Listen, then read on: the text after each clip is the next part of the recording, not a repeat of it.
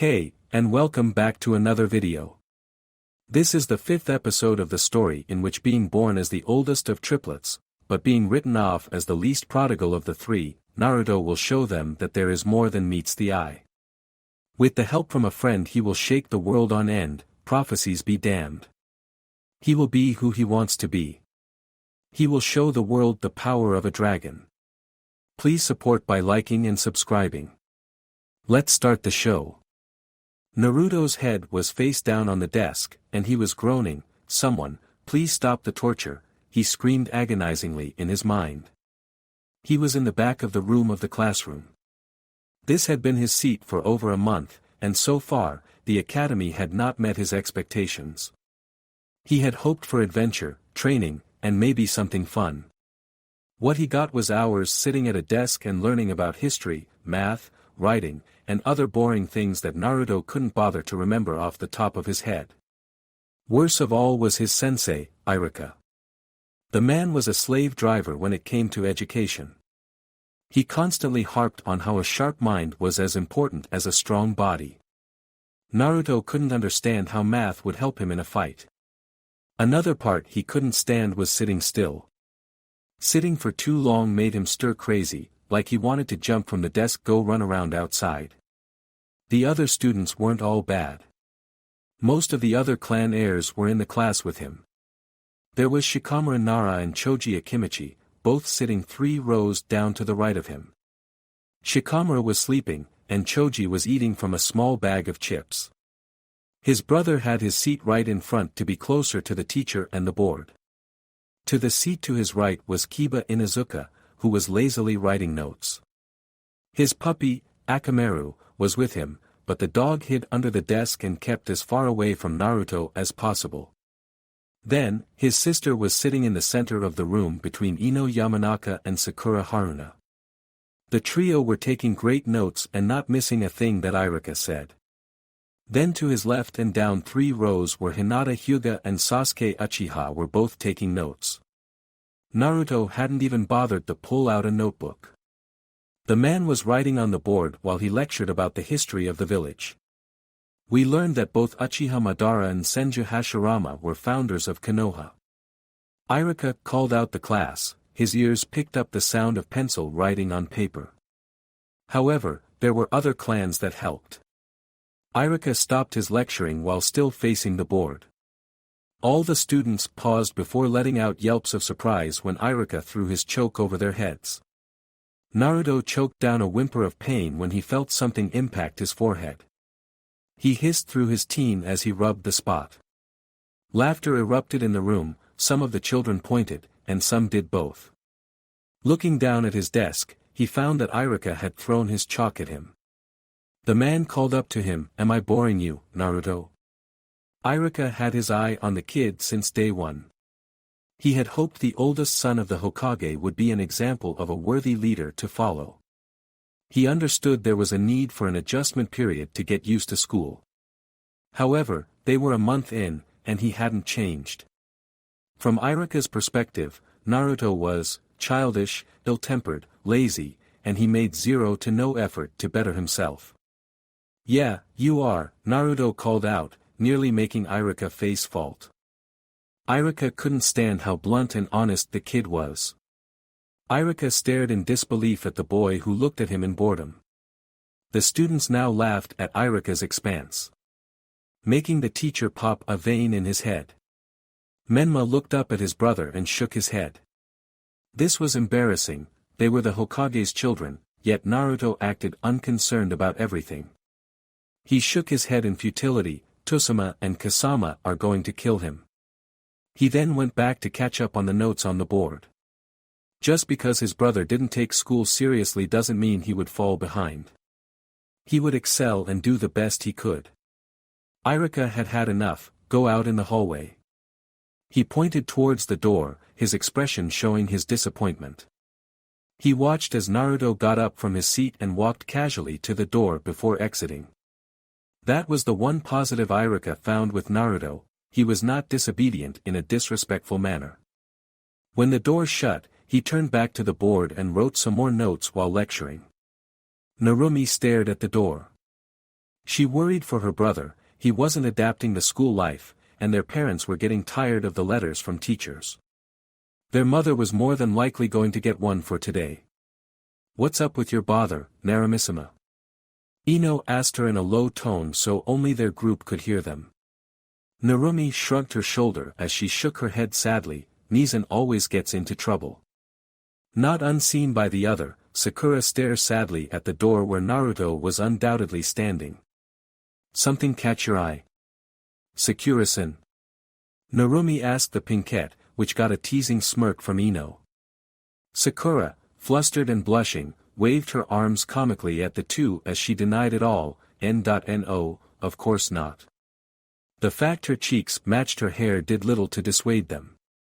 Outside of the room, Naruto sat on the floor while leaning his back against the wall. He tucked one knee to his chest and leaned his right arm on it. He huffed as he stared dully at the wall across from him. He didn't have to wait long until Irika opened the door and closed it behind him. Naruto didn't get up. He just plainly looked up at Irika's stern expression. "Hey, sensei," Naruto said casually to the man bearing down on him. Irika could help but look at his student understandingly. He remembered his first few years at the academy. He wasn't a star student, but he worked hard and eventually made a decent name for himself. He had been at his lowest when both his parents were killed during the Kyubi attack. He became a troublemaker, and Irika fell into an abyss of despair with no one to guide him. That was until the Hokage gave him a purpose. One day when he sat in detention, instead of the teacher coming to yell at him, rather it was the Hokage. Irika watched the man in awe as he came across the room with a small smile and sat down at the table with him. The yondaime had shown compassion and understanding when others did not. Make your parent proud, even if they aren't here with you. They still watch over you. It was that moment that led down the path he was now. He became a shinobi, obtained the rank of chunin, and took the route of being a teacher. When he became a teacher, he made a vow to help all students who came through the academy regardless of clan or status. Right now, he had a student that needed help, and he was going to do just that. Care to explain what was going on in there? He was going to get to the bottom of this. Not really, Naruto said, returning to look at the wall across from him. Irika nearly face-faulted again. Okay, he would need to approach this differently. A letter home may be the best option. Year October 1st, 10th, 2 months into the Academy Namikaze/Uzumaki residence. It was the weekend, which meant no books, no teachers, and no boring academy. Naruto was nice and warm underneath the covers of his bed. It was October 10th. It was his, Menma's, and Narumi's birthday. Their 8th birthday. He stretched before rising from the bed. He made it to Akane's room and found the small toddler already awake. He took her from the crib and made his way downstairs. He found his mother working hard in the kitchen, cooking away. "Morning, cousin," he greeted as he placed Akane in her high chair. Kushina turned around and giddily cheered, "Happy birthday, Naruken." Naruto sat in his usual spot at the table and smiled at his mother's words. Akane was not happy being left out as she made gibberish noises to let Kushina know she was present. "Good morning, Akane-kan." Kushina greeted the toddler with a kiss on the cheek. Naruto stretched again while in the chair let out a sigh of satisfaction. His mother then placed a plate with toast and eggs on it in front of him. Naruto dug in with gusto. Kushina sat with her son and started to happily feed Akane. Kushina took this chance to tease her son, "I bet you're excited about your presents." Naruto paused mid-shoveling and put the fork down. He gave a shrug before answering her, "Not really." Naruto wasn't greedy and would be happy with anything he would be given. Kushina puffed her cheeks out like a pouting child seeing her usual mellow child, stopped her right to tease him. She wouldn't relent as she pestered her son, "Oh. Come on, Naruken. What are you really hoping for?"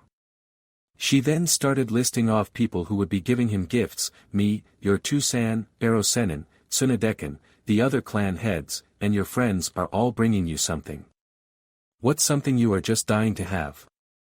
Kushina had a nice gift for Naruto that she and Minato picked out. She was hoping that he would say something to take a picture of his expression when she gave it to him. Naruto remembered something important. Krinjan said he had something for me. He had visited the dragon every chance he could. One of those many times Naruto let be known his birthday was coming up. The dragon asked the boy to come back on his birthday. He then got up and bolted to the door. A bewildered Kushina watched her son head for the door. As he made his way, she stuttered out, "Where are you going?" She didn't know what had gotten into him. Naruto got his shoes on and called over his shoulder, "I got to go meet a friend." Naruto managed to open the door before he heard his mother's warning, "You better make it back for the party." He closed and made a mental note to make sure he did. An angry mom made for a short-lived boy. Waterfall Cave. Naruto slipped by the guards and made it to the cave with no issue. He walked into the cave giddy as a boy could be on his birthday. He noticed the dragon with his lone wing, tail, and back to him. Naruto tiptoed carefully to sneak up on the lizard. He managed to get close to the point where he could jump onto the tail. Naruto got ready and was about leap when Krinjan called out, "Don't even think about it." Krinjan had smelled and heard the boy pitter-patter into the cave. Naruto blew raspberries at the dragon for ruining his fun. Naruto quickly ran over to climb over the dragon to see what he was doing.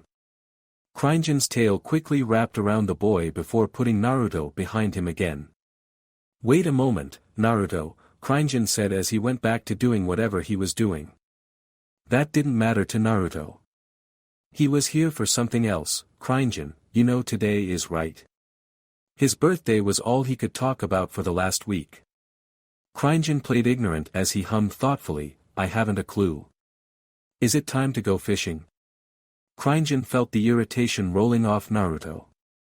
"I can't possibly think of anything special about this day," the dragon playfully said.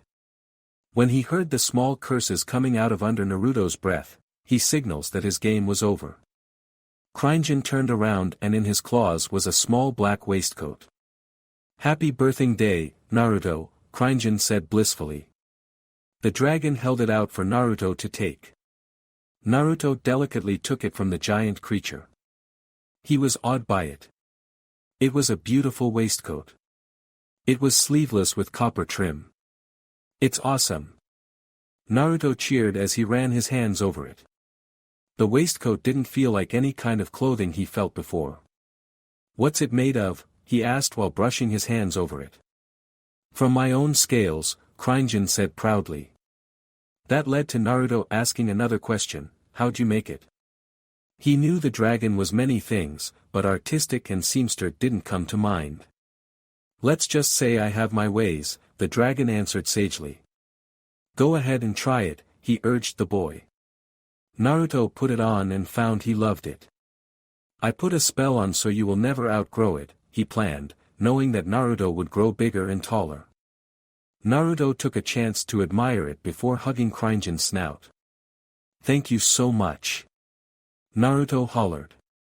Krinjan chuckled lowly while enjoying the embrace. The two enjoyed the moment some more while making idle chatter. The dragon had become adjusted to living in the cave, and remembering the boy described the celebration to him, he figured it was time to head home. "It's time for you to go celebrate with your family," Krinjan informed Naruto. Krinjan would miss the boy until his next visit, but he was selfish in thinking he could have Naruto stay. The boy said his goodbyes before leaving the dragon by his lonesome. Uzumaki Namikaze's residence. Getting the party together was Kushina, who was in the middle of setting up tables. She rushed back inside to get tablecloths, but the opening of the front door distracted her. She saw Naruto come in wearing his new coat. Kushina went over greeted her son, just in time, Naruken. She wouldn't lie if she wasn't somewhat excited to hunt her son down, but it seemed she would have a quiet day. "Oh. That's a nice coat. Who made it?" Kushina commented while inspecting the coat. "It's a gift from a friend," Naruto said before he went to join his siblings outside to greet the guests. Year 1 end of the first year of the Academy Hokage's office. Minato had a scowl on his face. The reason?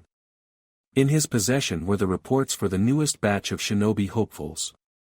The results were exemplary. The students were coming along nicely. What made his mood sour was the one report had in his hand. It was Naruto's report. His son, his oldest son, was the dead last in the academy.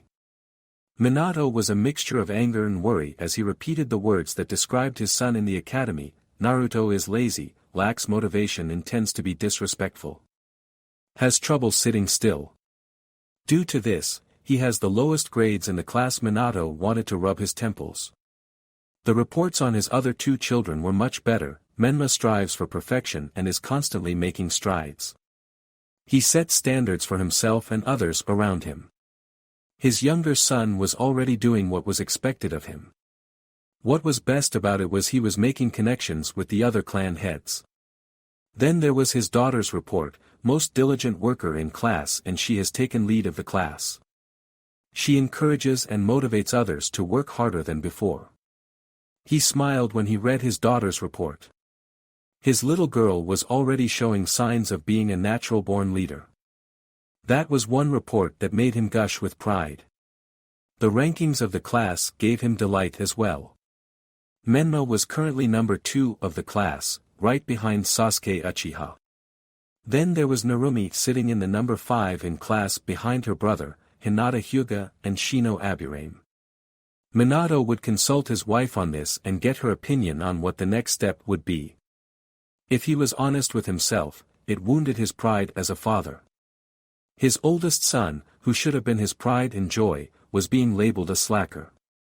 He could already hear the teasing and grief the other clan head would give him.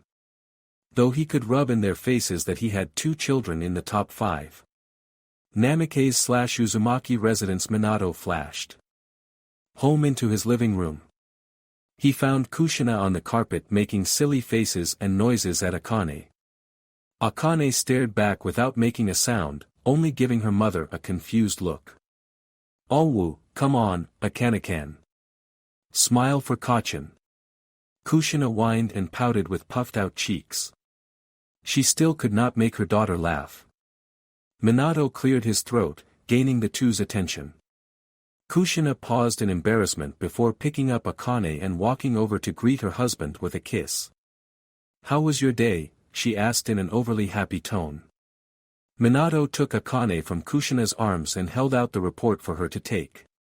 Kushina took and read the report. After several seconds she bashfully commented on it. "Well done, it's not great, but it's not bad either." She flashed him a smile to try. Minato was not amused. He shook his head, his disappointment aimed at the report and not his wife. "Kushina-chan, this serious," his voice was stern, and the expression showed he was in no mood for nonsense. Kushina tried to make an excuse for her son, so he isn't book smart. "I bet the other 2 are having a tough time." Minato then handed her Narumi's and Menma's reports. She placed Naruto's report on the coffee table and took the other 2's report. As she read, he gave an overview of what she was reading. Both Menma and Narumi are both in the top 5 in the class. Minato added something that was a bit cold for Kushina's taste. Even though they're younger, they're acting like children of a Hokage. Minato's stern, harsh words didn't sit well with Kushina nor Akane, who tugged with all her might on Minato's jacket. Kushina was saddened by her husband's comments. She then reminded Minato of her time in the academy. "I wasn't a star student in school either, Minato-kun." Her words came out in a hurt tone. When she was in the academy, she wasn't a top student. She was a loudmouth with a fiery temper that both students and teachers felt the wrath of. "Maybe he takes after me that way," her words were dripping with hurt. Minato was ready to kick himself for saying something like that to his wife. She was more of a woman of action than words. It was the most charming part of her personality. It's what made him fall in love with her. He tried to take back his words. "Okay, maybe I'm expecting too much." Kushina looked up, the frown no longer present on her face. But, we have to talk to him about this and all the letters home. He directed the attention back to the report. Even if he was young, the grades were unacceptable. Kushina looked at the report on the table. While she wasn't so concerned about the grades, the disrespect was something she would not turn a blind eye to. We will talk to him when he gets home, Kushina said, making Minato smile. Minato was happy his wife and him were on the same page. With Akane still in his arms, he sat, pleased that his wife and him agreed on something. His wife's following sentence made it clear how they were handling it, and I mean talk. Not yell, not scold. Talk. Understand? Minato saw the seriousness in her eyes and the fury that was promised if he disagreed. He didn't want to start a fight and merely nodded. The three family members sat in their living room, the two adults talked, Minato played with Akane, and Kushina attempted to get a smile from her. The peace and quiet were quickly interrupted when the door to the house swung open, and three different voices were cheering, "Summer break, /1 year done, /freedom." The parents stood up and walked to the hallway to see their triplets shedding their shoes in front of the door. Kushina shouted out to them, "Congrats. You made it through the first year." She clapped excitingly while smiling. Minato joined Kushina in clapping for their children. Naruto and Menma gave each other a high five, and Narumi smiled proudly. After the small celebration, Kushina told her of their plan, "So, how about we celebrate tonight? Let's say." The three triplets each donned a knowing look. Ramen Ichiraku. Kushina cheered out. Menma and Narumi both cheered while Naruto slouched. He couldn't grasp how those three could eat ramen so much. Minato's tears comically ran like a river down his face. He felt his wallet become lighter from just the thought of paying for dinner. Minato let the celebration continue for a few more seconds before he clapped, getting everyone's attention. "All right, everyone, how goes upstairs and gets ready, then we can go eat." He received cheers from all. The three kids went running upstairs. Kushina followed after her kids but was stopped by Minato grabbing the back of her collar. Naruto was in the middle of the stair when Minato called out, "Naruto-kun, can you come talk to Kazan and me in the kitchen?" The other two children looked at their triplet in worry, but Naruto did see as he walked down the stairs and into the kitchen. He sat at the table, and his parents sat across from him. The three sat in silence as Kushina fiddled with a scroll in her hands. Minato broke the silence first. "So, Naruto, want to tell us about this?" He showed the scroll before unraveling it to show the report. Naruto quickly read it and sunk in his chair with his head down. "Well?" Minato asked harshly. Kushina stomped on his foot under the table. "Academy's hard," replied in an almost silent voice. Kushina took another approach, trying to understand the problem. "What's hard about it?" she questioned. Naruto just found the task of going to sit in class hard, but he came up with a better answer: all the work. Minato let out an aggravated sigh as he got up and away from the situation before he lost his cool. Kushina shot a sideways glance at her husband as a warning. Kushina then began to speak to cheer her son up. "I wasn't the smartest kid either." Naruto finally looked up with a smile on his face. "Really?" he asked in surprise. "Really," Kushina replied. However, she did want to make one thing clear: I wasn't, however, disrespectful to my sensei. "I am not happy that you are." She was stern with her last response. However, she wanted to end her side of the speech with some positives. "At the academy, I wasn't the best at everything, but I gave everything my all." She smirked as Naruto looked at her with his undivided attention. "That is what I want you to do at the academy. If you do that and if you honestly gave it your all, I will be happy," she told her son. "Can you promise me?" she asked, knowing Naruto would keep his word if he promised her. "I promise," Naruto answered back. Minato took this chance to speak up. "I want to see better, and I expect better. Understand, it wasn't a request, it was a demand." He would not tolerate his eldest son being a slacker. "Hi, Tusama," was Naruto's frightened response. He knew he screwed up and would try to be better. Minato nodded his head, seeing as Naruto understood what was now expected.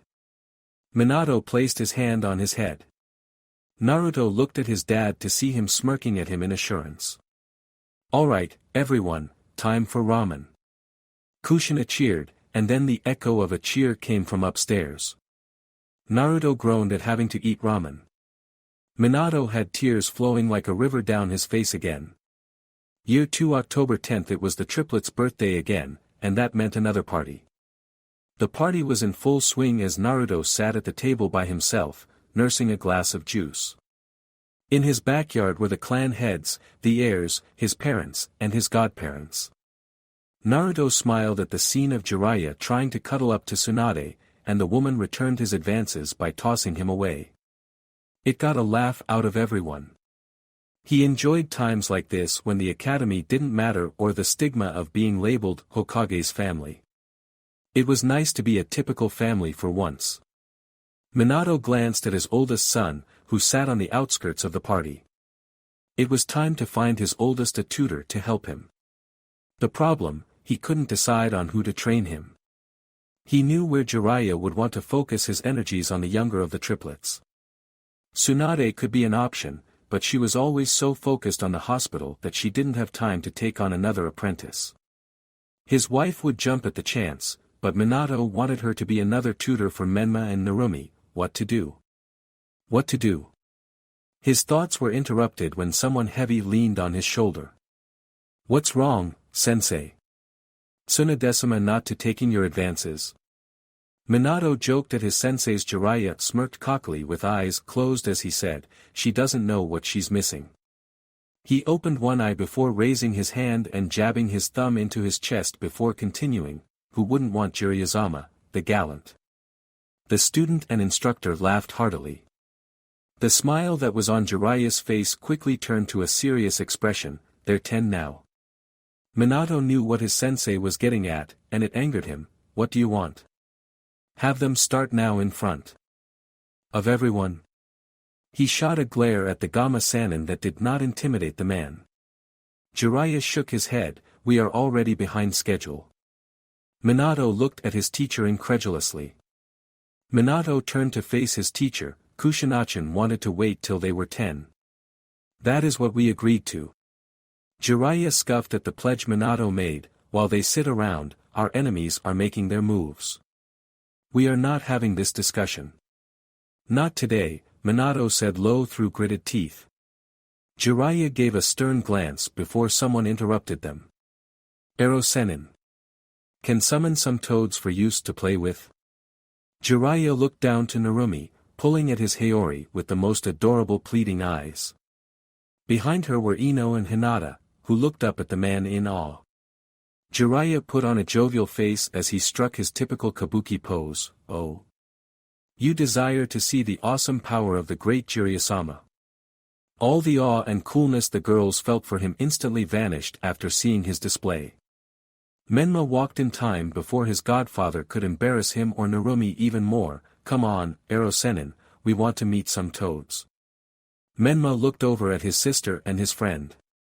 He found Ino's gaze linger on him, but he saw Hinata tried her best to become invisible. His cheeks matched the pink hue that stained hers. Jiraiya deflated at the remark before righting himself up. "Lousy gaki."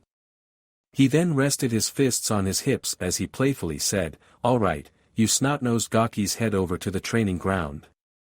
While the children off with whooping and cheering, Jiraiya lingered. "You can't keep them sheltered forever. Eventually, they will have to fulfill their destiny," Jiraiya said to Minato with a severe expression. He then walked off to entertain the children of the party. Minato knew his sensei's words to be true. He couldn't protect his children forever, but he could make damn sure they would be ready for anything. His eyes went back to Naruto was still sitting by his lonesome. "All of them," he swore.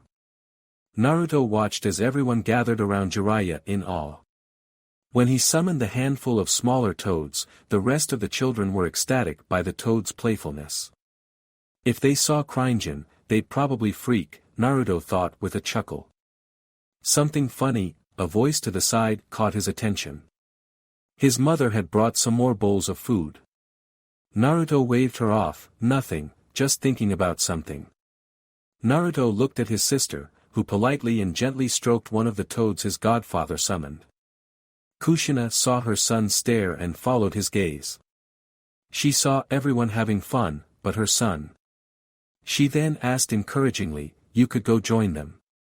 Naruto looked at her and gave her a surprised response. "Nah," was Naruto's response. Kushina frowned at her son. Today was his birthday, but he looked like he wanted to be somewhere else. "What's wrong, Naruto?" she asked as she stroked the back of his head. Naruto answered her honestly, "I'm not really friends with any of them. Ototo and Yamato all have their group of friends they're in." Kushina almost slapped her head, realizing her mistake. Inviting the clan leaders and their heirs had been Minato's idea. She had assumed that he had been friends with all the children in his classroom, like Menma and Narumi. "Who are you friends with then?" Kushina asked, feeling bad how her son was friendless on his birthday. "No one really, he had a friend in the form of a giant dragon, but mentioning him was out of the question." Kushina grew a sly smile as she went to pinch her son's cheeks playfully. "Oh. What about my Sochi's little girlfriend? What was her name?" She played stupid for a moment while humming and tapping her chin. "Sakurakin," she said spiritedly as she snapped her fingers. Naruto's cheeks were nearly as red as his mother's hair at this point. She liked to tease him about things like this. Naruto was shocked his mother had remembered the name. He was friendly to the girl, but she spent most of her time with Ino and Narumi. He noticed how she always greeted him or smiled his way. "I guess. And she's not my girlfriend," was Naruto's unsure and then sure response. Kushina smiles lightly at her son as she says, "Maybe next time we could invite her to the next." "What do you say?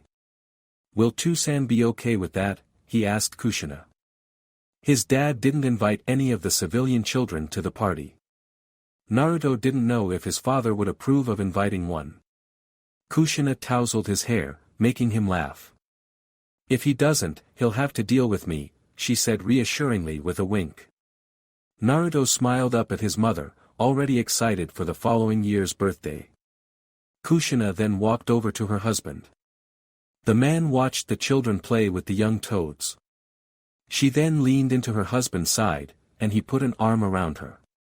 The two didn't say much, just watching as two of their children were enjoying their birthday. The nice quiet moment was broken by Kushina. "I'm guessing Ero Sennin is happy to finally have them for training." It was a statement, not a question. Training had been the most significant disagreement over the years between Kushina and Jiraiya. Minato sighed tiredly before saying, "Yeah, he is." Kushina narrowed her eyes at the old pervert. "He better not hurt them, or there'll be hell to pay," Kushina warned her husband as a malevolent aura appeared around her. Minato knew his wife made good on all her threats. The deadly aura around his wife disappeared as he felt safe enough to lean back into her. "Who's going to train Naruto?" Kushina asked unexpectedly. Minato was ready to slap himself in his head. He had been so wrapped up in the other two he forgot about Naruto. Kushina waited for an answer, but she looked directly at him when she didn't receive an immediate answer. A tick mark formed on her head as she asked tensely, "You do have someone in mind, don't you?" Kushina was not going to leave her oldest. Minato sheepishly looked away as he said, "I'll take care of it. I just haven't gotten around to ask him yet." Minato had to think quickly about who this person was, but for now, his other two children were of the utmost importance. Kushina leaned further into her husband with a satisfied smirk. "Good, I can't wait to see how far he goes," Kushina referred to Naruto. Minato just hoped his children would survive ice test. Peace and the village are relying on them. 2 days after the triplets' birthday, it was 2 days past the triplets' 10th birthday. That meant it was time to train them, and right now, Jiraiya was trying to get them to meditate. It got an angry response from Menma, "This is stupid."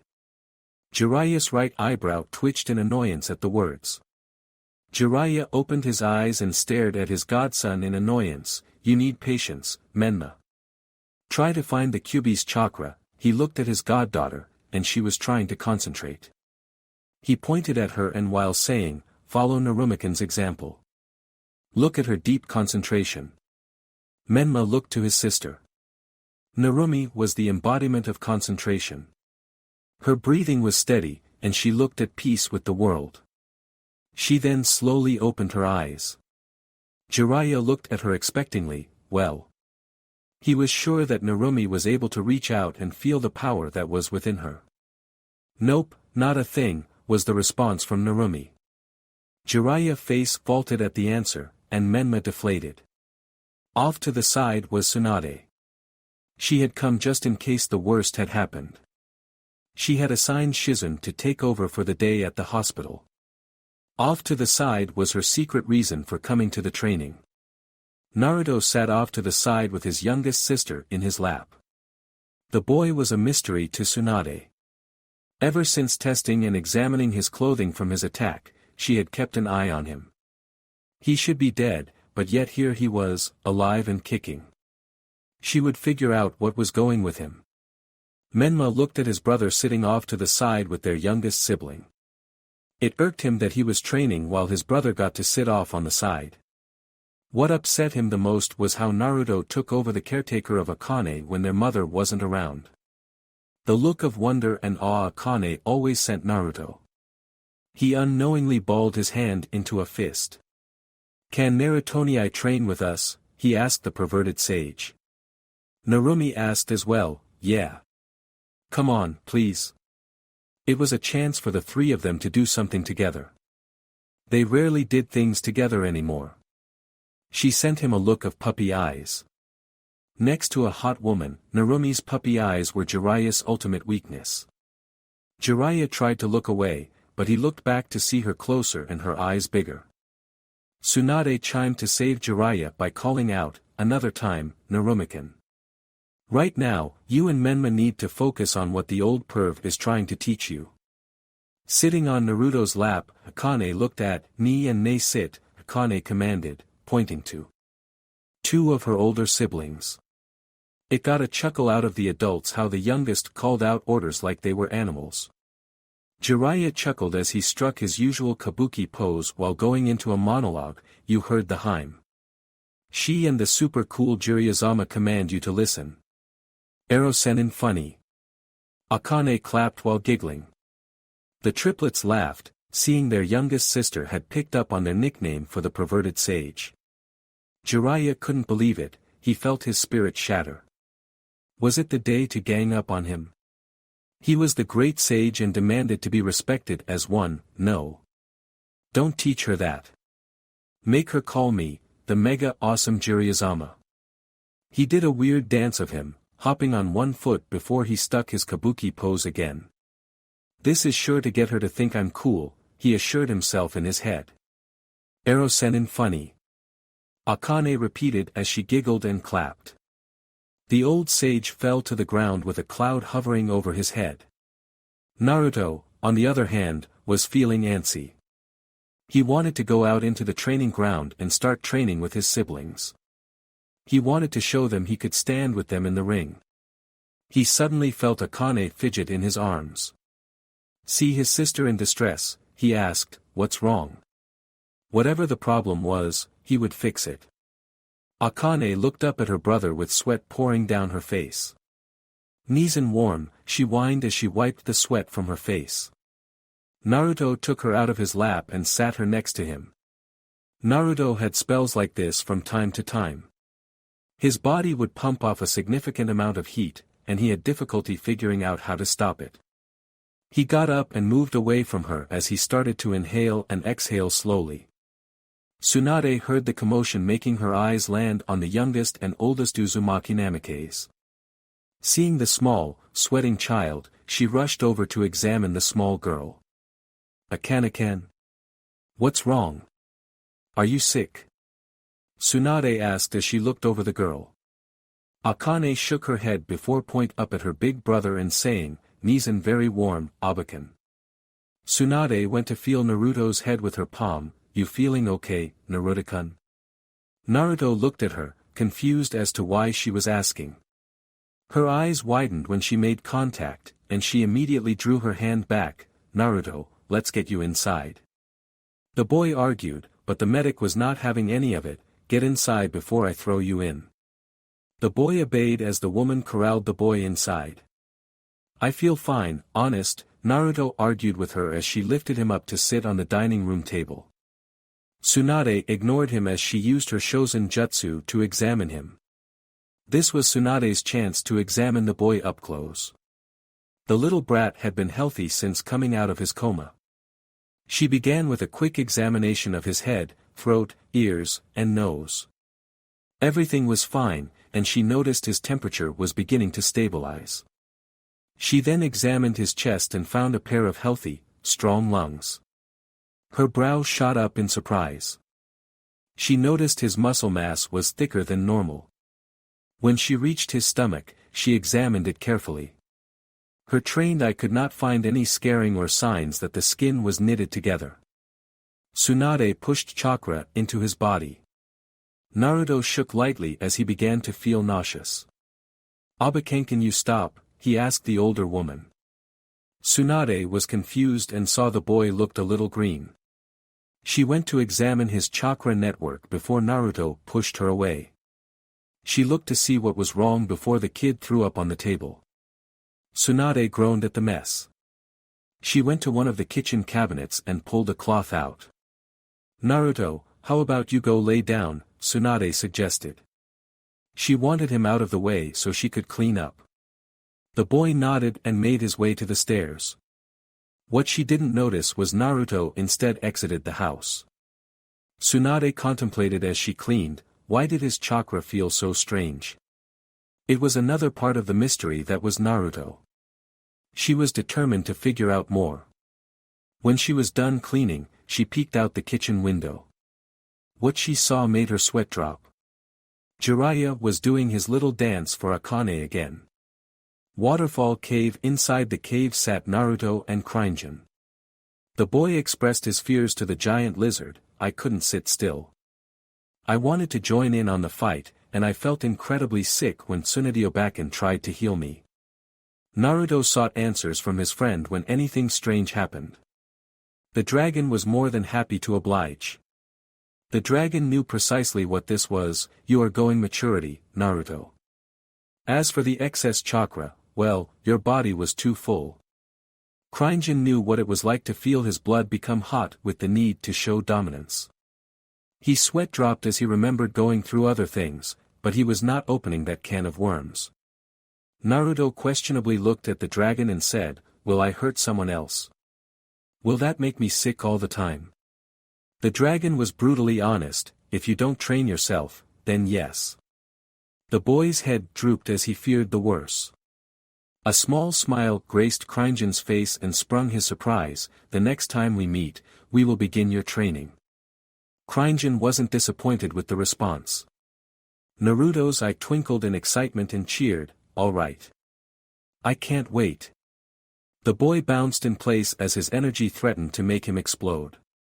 The dragon gave a throaty chuckle before speaking, "Yes, yes. Now run back home. Make sure you don't get caught either." The boy nodded before skipping out of the cave and made his way home. Cringeon's vision blurred as he watched the retreating back of Naruto. He let out a groan before shaking his head, and his vision turned back to normal. From his head, tiny flecks of gold dust drifted off him.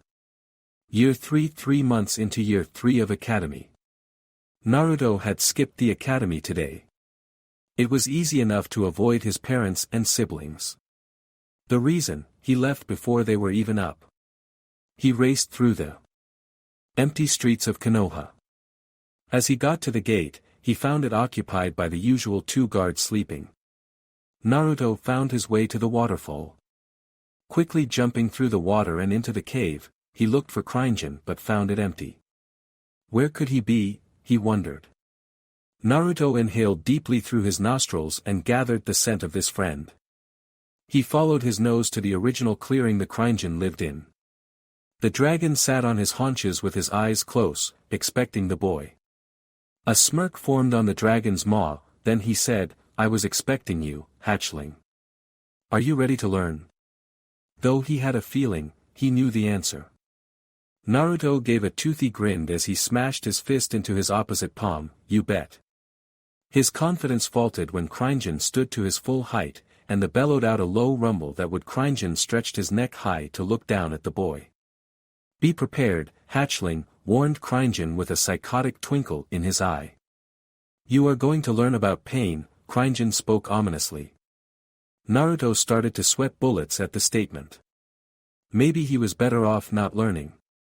He didn't get the chance to back out as Cringeon unleashed a stream of fire at the boy. Naruto dove out of the way of the flames.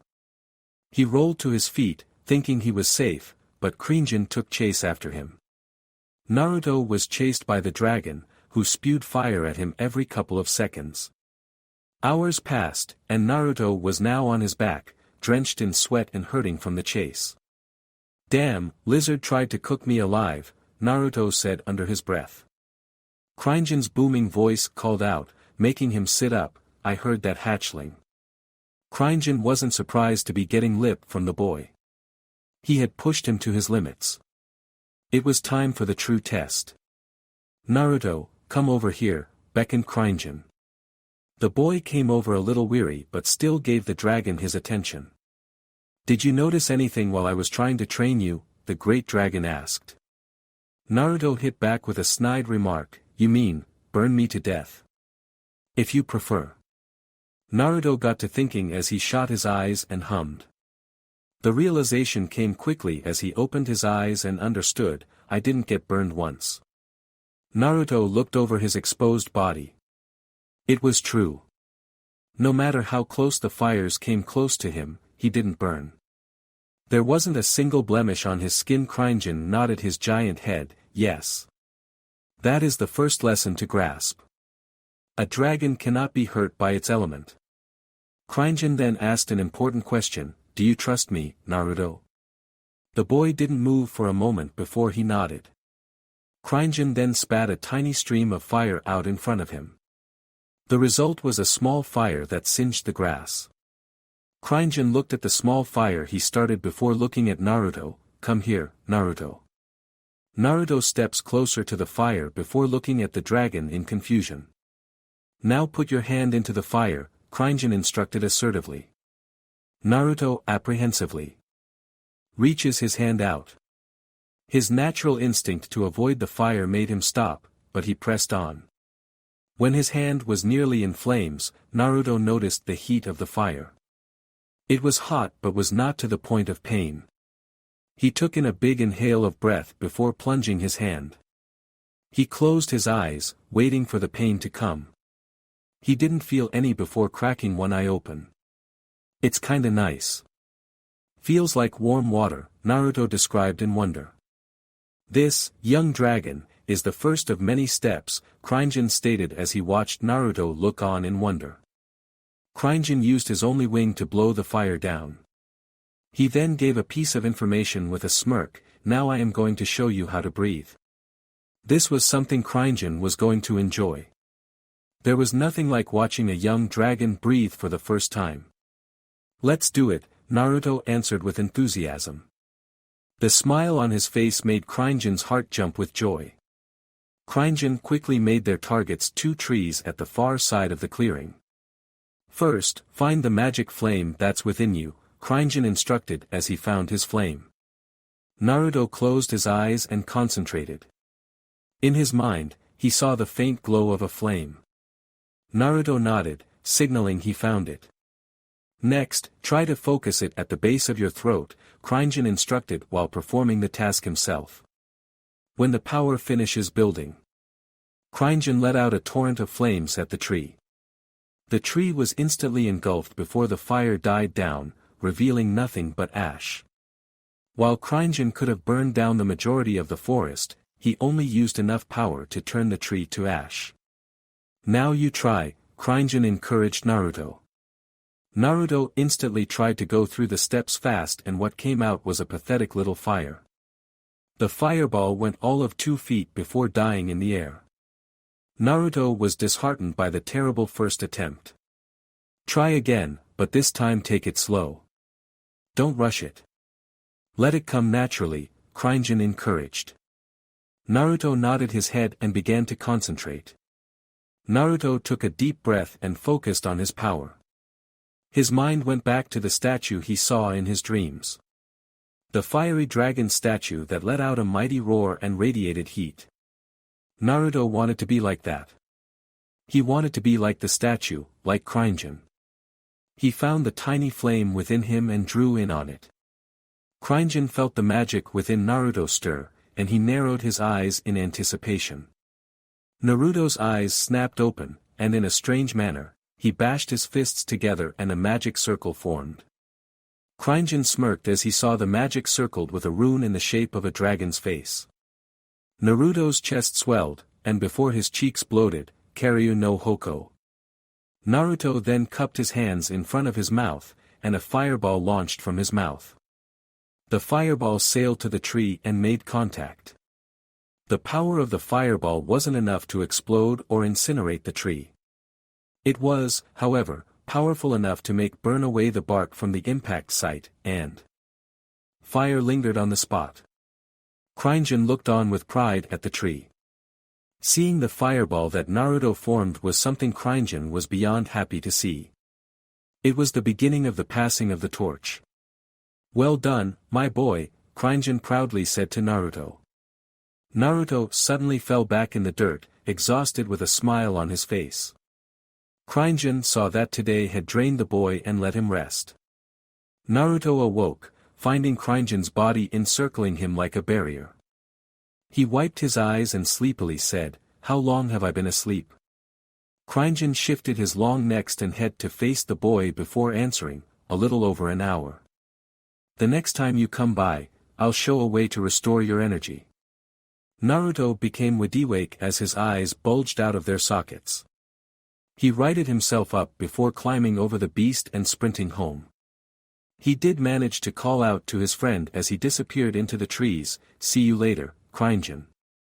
The dragon chuckled, and he replied back even though he knew the boy would not hear him, "See you soon, Naruto." Cringe made his way back to his den, exhausted from the training of the day. Uzumaki Namikaze's residence. Naruto creaked the door open and quickly glanced around, making sure no one was there. He tiptoed in the house, removed his shoes, and made his way upstairs. Then heard the familiar voice that made him shiver. "Oh, Naruken," the overly sweet voice of his mother came from the living room. Naruto thought for a moment to make a run for it. However, his mother would have enjoyed the hunt. Gathering his nerve and courage, he went into the living room. "Hey! Kachin! What's up?" he said in a faltering voice. Inside, Akane was playing with a doll without a care in the world. Sitting in a chair was Kushina with a menacing aura. Kushina's charming voice didn't match her raging demeanor as her hair floated in the air. Her hair danced in the air like the tails of an animal in anger. She then pulled out a slip that was a note from the academy. "Care to explain this?" she said in a cheery tone. Naruto swallowed as he knew he was in deep trouble. It was likely telling her he had skipped the academy today. "Naruni in timeout," Akane said bubbly as she laughed and pointed at her eldest sibling. She was right. 1 month into year 5, Iruka was slightly worried about today. Sparring bouts were starting today. His fear stemmed from the reactions the students would have. While he was not concerned with the clan children, he feared how the civilian children would react.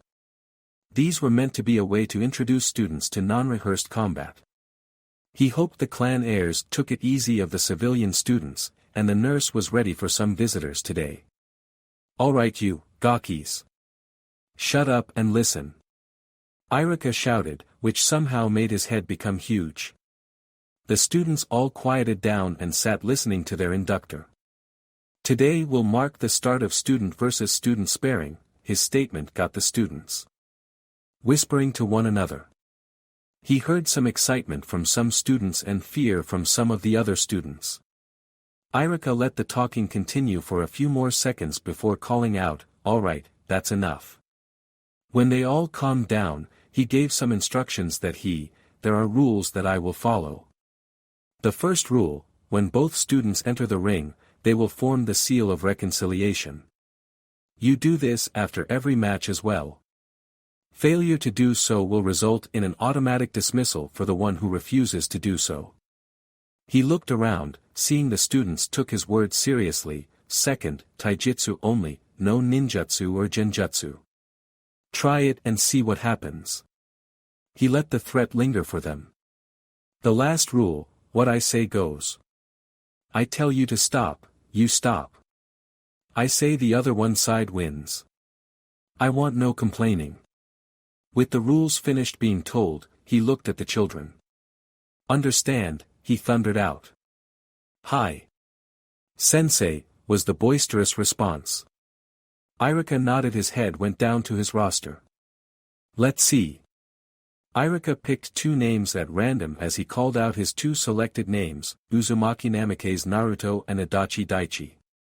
Enter the ring. There was a murmur from the students as Naruto got up and stepped into the ring. His opponent was a plain-looking boy with brown eyes, brown hair. The other two of the triplets looked on as their triplet goes in the ring. Menma swallowed heavily and clenched his jaw. I hope Nizan can beat this guy, he hoped to himself. He and Narumi were receiving training from their parents and godparents. He did know what his brother's capabilities were in the classroom. He just hoped if it was one-sided, it would be over quickly. Narumi, on the other hand, had more confidence in her eldest brother. She saw him stride with confidence and the walk was like that of Kakashi or Yugao. She didn't know where her brother got such confidence from. Naruto had never trained with either her, Menma, while with their godfather or parents. Even all the time she and Menma asked, they always said, another time. Right now, though, she could tell he was ready to fight. Go get him, Nizan, she mentally prayed. Perform the seal of reconciliation. Irika declared, and the two performed it. He stepped in between, looked at each of them, giving them a signal to get ready. Daichi took the ready stance from the academy style. Naruto took a stance as well that was foreign to Irika. He then raised his hand and brought it down in a chop while yelling, Hajime. He then leaped back to give his students space. Daichi charged forward as he let out a battle cry. Not looking the least bit intimidated, Naruto stayed in his stance. Daichi's world was put on its head as he felt a pain on his face before he felt a hand grab his face. His feet were kicked out from underneath him, and his head was violently met with the floor. His world turned black quickly after. Menma stared at the result in shock. Naruto's fight was over before it had even begun. His brother was the dead last of the academy. Yet, what he saw just now was something he would have learned from his parents or Erosenin.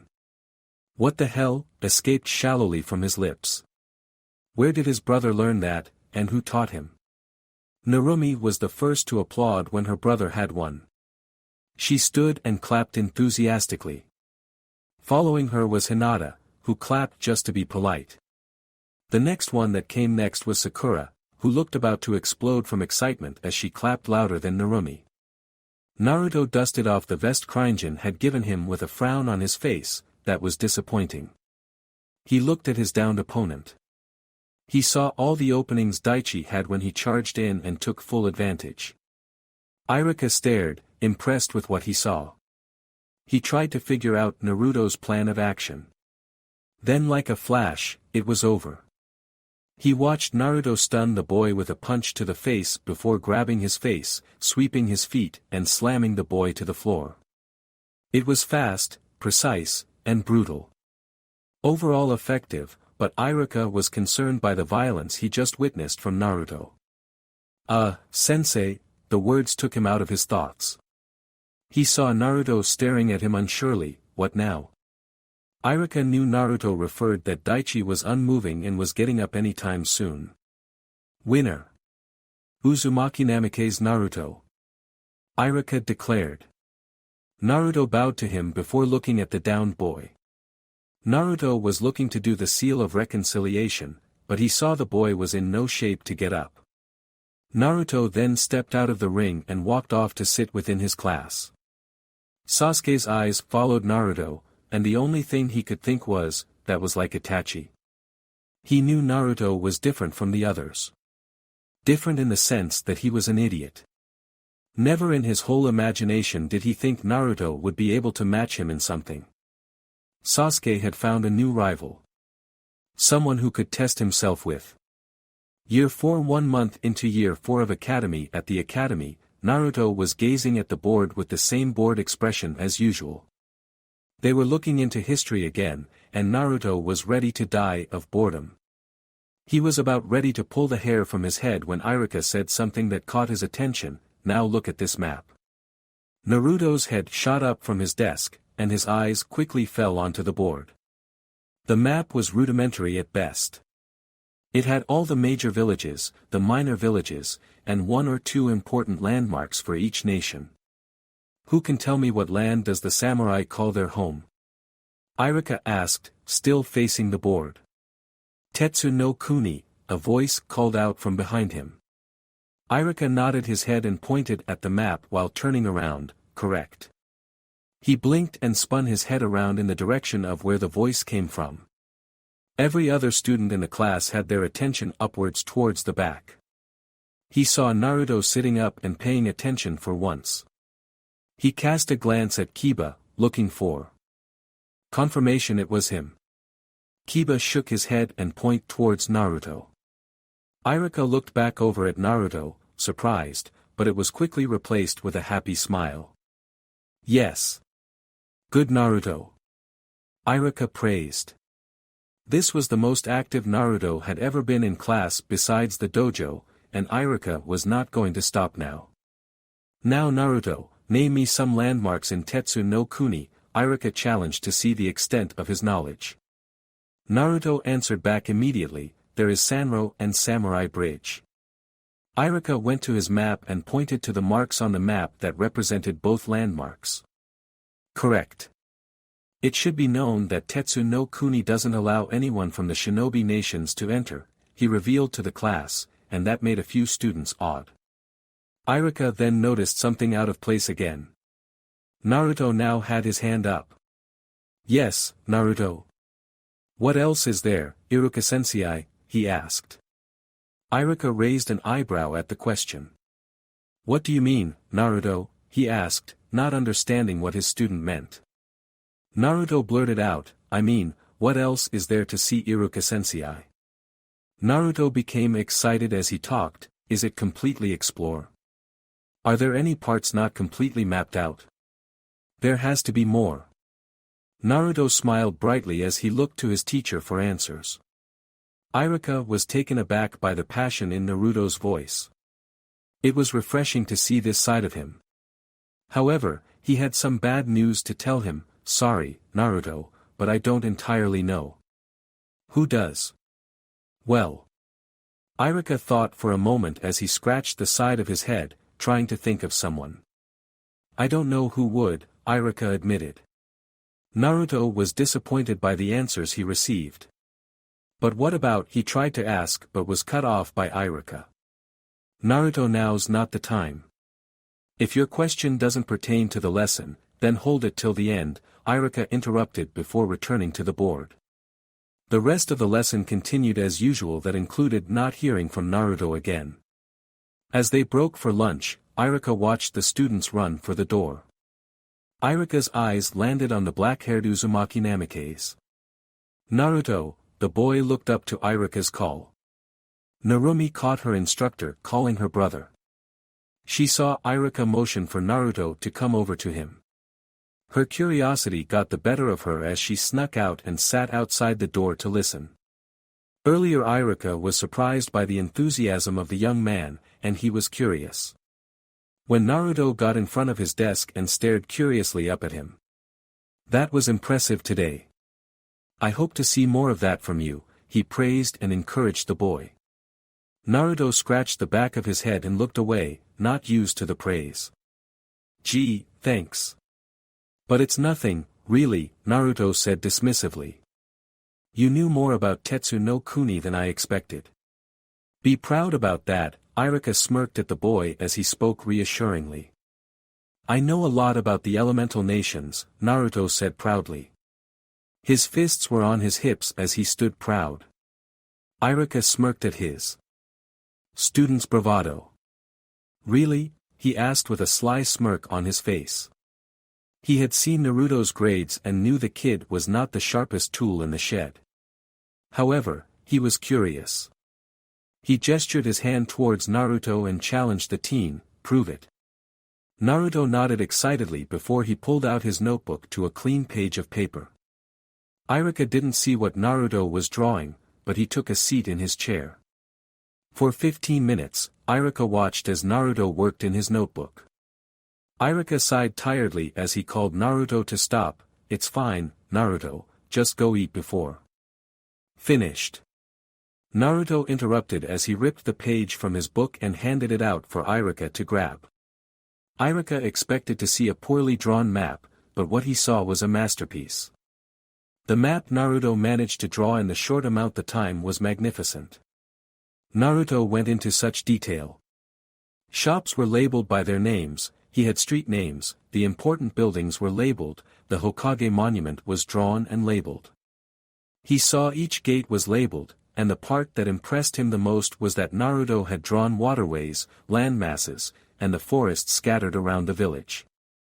Iruka's eyes widened, and his mouth hung open in awe as he tried to speak. Naruto, this is. Naruto cut him off, can I go eat now? Iruka was brought back to reality looking at the boy. Naruto looked famished as he pleadingly stared at Iruka. Yeah, sure, go ahead, Iruka replied as he stared back at the map in awe. He immediately started writing down this info into his reports on Naruto. Map-making of this caliber was a talent that could come in handy in the field on missions. As Naruto closed the door to the room, he found Narumi sitting down on the floor next to it. Narumani. Naruto said in confusion. His sister didn't need to stay for him, what are you doing? Narumi was always looking out for everyone and trying to make sure everyone was happy. It was what made his sister so special. Her brothers would always have a special place in her heart. Narumi looked up with a surprised face which quickly changed to a satisfied smile. She said, I was waiting for you, Naruni. Naruto shrugs before offering a hand to help her up. She took the hand and walked with her brother to get something to eat. She had heard everything. She was happy her brother had a talent that shined in the classroom. End of the 4th year of the academy. The reports from the academy exchanged hands from clan head to clan head and even civilian council members. Minato sat in silence, waiting for all those around him to answer. The first to talk was the Inuzuka matriarch. Well, colored me impressed, Minato. The kids are performing above par. Minato felt relief that the woman broke some of the tension he was feeling. He gave a relaxed laugh before saying, I told you so, Tsum-san. She dropped the papers to the desk before crossing her arms, putting her feet on the table, and saying with a grin, Kaki team. Inoichi spoke next as he went over something that piqued his interest. Yes, and it appears that all of the children are dealing with the stress of becoming a shinobi just fine. The man had been worried that the workload and constant training would break the children in some way. It seemed Minato's new curriculum was working for the benefit of all. Speaking up from the opposite side of the table sat Hamura, Koharu, and Danzo, who were also looking over the reports. I can say I am pleasantly surprised, Minato Dono. These are some of the better results we've gotten in years. Koharu spoke first as she placed her file down and nodded her head approvingly. Hamura spoke next, I cannot argue with the results. He placed his file down and calmly. Then he spoke with contempt, however, the lack of civilian students currently in the class is a concern. Hamura's thought process was on the number of shinobi their army would have. Clans couldn't provide for the entire shinobi force of a nation. Minato rubbed his temples in frustration. I told you, Hamurasen. It is up to the instructor's discretion to dismiss students from the program. If they don't feel the student can make it, it's better to send them home than to an early grave. He looked up to Hamura, contemplating what he said. Hamura responded with something Minato was not pleased to hear. Sometimes cannon fodder is needed. Minato and most of the council glared at Hamura. With fury barely spilling into his voice, he asked, "Is that all, Hamurasen?" Hamura nodded his head, unaffected by the glares. He had seen war and knew the value of the common foot soldier. A tool for distraction while the real forces attacked. Danzo took this opportunity to speak up, speaking on our forces. What of the Jinchuriki? How goes their progress? Minato rolled his eyes, he saw this coming. The rest of his council looked at Minato as he spoke. My children are doing just fine, Danzo-san. Minato would keep them. Danzo took his cane and tapped it against the ground. Forgive me, but words are not good enough, he said in feigned respect before becoming stern. Danzo hoped he could convince the Hokage to give him more information on their control or, better yet, hand them over to him for training. Minato was not deterred as he said, Jiraiya Sensei, me, Kushina-chan, and Tsunadesima are helping them with their development. You are not needed. Do I make myself clear, Danzo-san? Minato made sure Danzo understood his underlining threat. Touch his children, and his head would be mounted on the gates of the village. The council felt the tension in the room as the two men stared at each other. Danzo saw his tactic to get to the Jinchuriki would not be going anywhere. However, there was one other Uzumaki Namikaze's child that caught his eye. What about Naruto-sama? Danzo immediately felt killing intent wash over him. The source was his Hokage. Danzo's lone eye widened, a shadow had cast over his Hokage's face except for a lone eye. Fury burned in the eye, and a taut voice warned, be very careful with what you say next. Minato was not a fool. He knew what Danzo was after. Danzo wanted one of his children as a leash to keep him on. The rest of the people in the rooms waited with bated breath as they watched the two men. Even the Umbu that were in hiding sweat from the feeling. Danzo's mouth went dry to the threat. He felt he was back during his time as a genin being scolded by Tobarama Senju. What I mean is I can train the boy while you and your wife are focused on the Jinchuriki, Danzo tried to reason with his Hokage. Not gonna happen, and if you go behind my back, there will be hell to pay, was Minato's immediate response, and his tone left little room to argue. Danzo saw the battle was lost. He got up from his seat and limped his way out of the room. Hamura and Koharu followed behind him. As the three walked in silence, Danzo seethed internally, if I can't get the Jinchuriki, then I'll make the oldest my puppet. Danzo needed time to develop a plan. He would find a way to make the ambitious young Hokage come to heel. The room settled down, and Minato calmed down. Minato could believe the nerve of the man who wanted one of his children. If he was honest, he was still looking for someone to train Naruto. Even after 2 years, he couldn't decide who would teach him. He originally went to Kakashi for the job, but the younger man complained about no time for himself. Time for himself meant not enough time to read his precious smut books. There were a couple more he could as, but he had focused so much on the other two that it kept slipping his mind. The lies he told Kushina kept growing. Shibi Aburame spoke up from the gloom, his voice laced with joy, Shino is adapting well to the academy. The others could see his lips curl upward over his jacket collar, he looks forward to seeing his friends every day.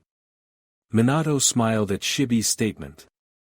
The Aburame clan has always been rejected by shinobi and civilians due to their relationship with the Kikaichu. It was nice to see him and his clan starting to come out of their shell. Shikaku looked at the report lazily while leaning on the table with his head in his palm. He saw where his son was in the class rankings before sighing heavily, closed his eyes, and let the scroll slip from his hand. The report read that Shikamaru was extremely lazy. He groaned out, "Shikamaru is scrapping at the bottom of the class." He then massaged his temples as he continued, "Yoshino-chan is going to kill him. Then me." His wife was a very motivated person, while the important men in her life were the definitions of slackers. When she found out about this, he knows he's going to get a lecture. He would be forced to train his son more, and it would be too troublesome. Choza picked the scroll up from the table and started to look through it, and found his son's name. Choji is right in the middle of the class. Seems he has no drive, it's why his grades are average. He cocked his head to the side and scratched his cheek as he lightly chuckled, "Can't say I'm surprised. I hoped he does better." He had hoped his son would be better.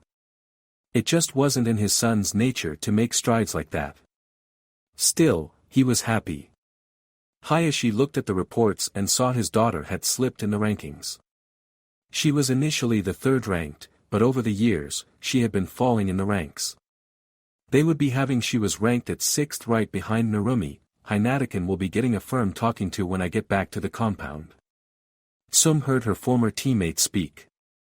Not liking what she was hearing, she spoke up. "Oh, lay off. The girl had an off year. Cut her some slack," Sum said in the girl's defense. "Ranking isn't everything," she defended. Hayashi sternly spoke back, "She is clan heiress, and the Hyuga clan needs a strong leader. These reports say she is timid and has trouble speaking without stuttering." The mood in the room had been soured by Hayashi's harsh words. "That is not the behavior of a clan heir," he said with finality. Minato would talk to Hayashi later. He sensed something off with him. Sum shook her head disapprovingly as she tried to berate the Hyuga clan head, "My son isn't high in the rankings. For Kami's sake, he's ranked lower than a civilian girl." She looked at her son being placed. Fugaku spoke next while smirking, "I completely agree with Tsuma-sama, ranking isn't everything." Tsum nodded her head, smirking that she had someone backing her. Fugaku's smirk turned devious as he continued, "I mean, my Masuko is top of the class." Then mockingly, he tapped his chin while pretending to think, "And what place is your son?" He got the desired effect as Tsum nearly leaped out of her chair to get him across the table. He loved riling up his former teammate. She was only stopped by Hayashi, who held her back by hooking his arms under hers. His gaze traveled to Minato and asked his Hokage while fiddling through the reports, "What about your children?" "Hokage-sama." Minato's chest swelled with pride as he started talking, "Menma is right now at number 2 in the class, and Narumi is currently 4th. He smirked at seeing the jealous looks from Tsum and Inoshikacho trio. Their training to control the Kyuubi's chakra is coming along nicely. Minato crossed his hands over his chest with a smug expression on his face. He wasn't done, though. There was something else he could wait to rub in their faces. With a smug, toothy smile, he delivered his ace, "Menma's been working on calligraphy. I'm going to make him a seal master. Kushina's going to start to test to see if Narumikin has the same Kekii Genkai as her." Everyone at the table either cheered, nodded, or gave an approving smile. Though there was one curious Uchiha still looking over the files. Fugaku raised an eyebrow as he skimmed the front page of the report, "What about your oldest?" He was wondering about the eldest of the Hokage's children. He wondered if the boy took after his calm father or his hot-headed mother. Minato felt his joy drain from him, and he tiredly said, "Check the last page." Though confused, Fugaku flips through the file till he reached the last page. Fugaku scanned the page until he got to the last name. "Naruto-kun is last in the class?" he asked in surprise. All the others' clan heads picked up their files and read. All of them looked at Minato with a mixture of shock and pity. "Wow," Tsum broke the silence. Fugaku gave a fake laugh as he spoke, "It seems Naruto-sama takes after Kushina-chan." Fugaku tried to make light of the situation but failed to do so. The looks from the others told him.